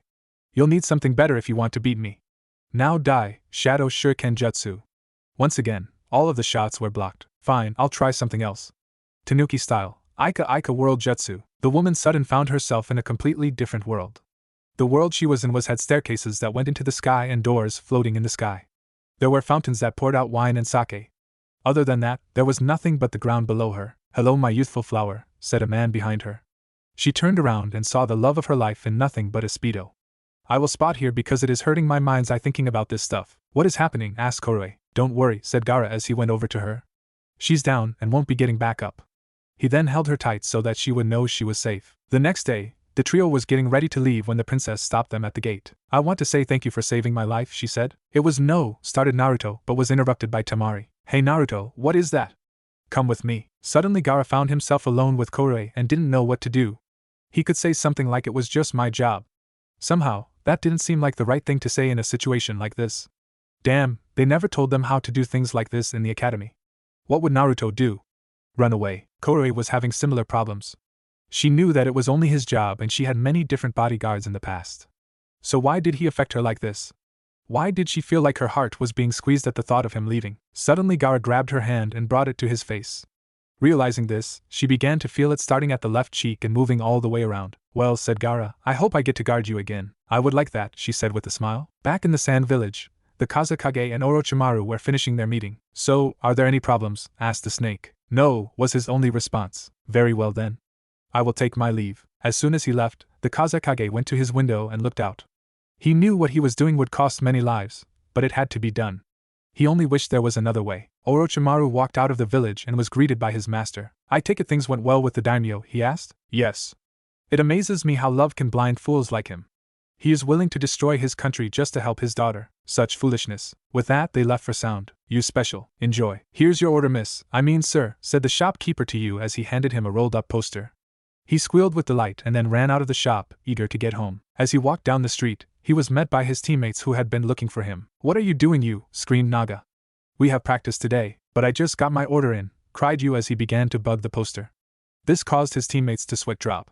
They then proceeded to drag him to the training ground while he was kicking and screaming. Kiji was waiting for them. He was a tall jonin whose hair was hidden by bandages. About time, he said as they finally arrived. Now I have good news for you all. I have decided to enlist you all in the next Chunin exam that will be accruing in the Leaf Village. What? Cried Yu. But that moisture does murder for my hair. You, please, said Makoto, trying to calm him down. It was his job to play peacemaker on the team. This is a very big opportunity for us, but that also means I won't be able to see my beloved Gaara. I can't take that. With that Yu began to throw a fit like a 5-year-old. Shut up, shouted Naga. I'm sure Gaara and his team will be there as well. I mean, they're on a B-ranked mission right now.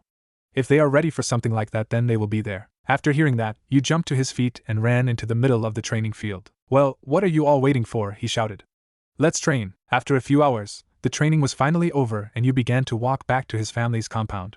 Then he saw Mitsukai at her gambling table. Is this legal? He asked as he walked over. Of course it is, she said sweetly. I miss that blonde lady. She was good for business. Thanks to her, Mom didn't have to cook for a week. Yu then noticed the sword that was leaning next to her chair. What's that? He asked. That's the Tensiga, she said as she rolled her eyes. Sorry, but I promised Naruto and Mom that I wouldn't gamble it away anymore. What's so special about it? No clue. I mean, it can't kill anyone, so what's the big deal? So, going to play or what? No thanks, said Yu as he smiled and walked away. Yu arrived home a few minutes later. How was your day, honey? Asked his father. He was a short, thin man with long pink hair and green eyes. His voice sounded very feminine like his son. He was wearing a white dress with a yellow apron. It was fine. Thanks for asking, Daddy. "You, is that you?" came the voice of his mother. She was a tall woman who had buzz cut going for her. She was dressed in overalls and a blue shirt. Her voice was deep as Louis Armstrong. To all those who don't know him, he sang "What a Wonderful World." The poor boy never stood a chance. After you told his parents about the Chunin exam, he skipped up to his room to put up his new poster. When he got to his door, he opened it and let out a sigh. The room was like a shrine to Gaara. There were 3 stand-up posters of him in different positions. The sheets had his picture on them as well. His lamp was in the shape of Gaara's head. You took being a fan but to the extreme. He then went to an empty wall and put up the poster of Gaara. This one portrayed Gaara with half of his body hidden by his shield of sand. "Soon, Gaara, we can do this and that and this and that," he said, repeating himself as his perverted mind went to work on all of the scenarios. Meanwhile, Gaara was having a sneezing fit.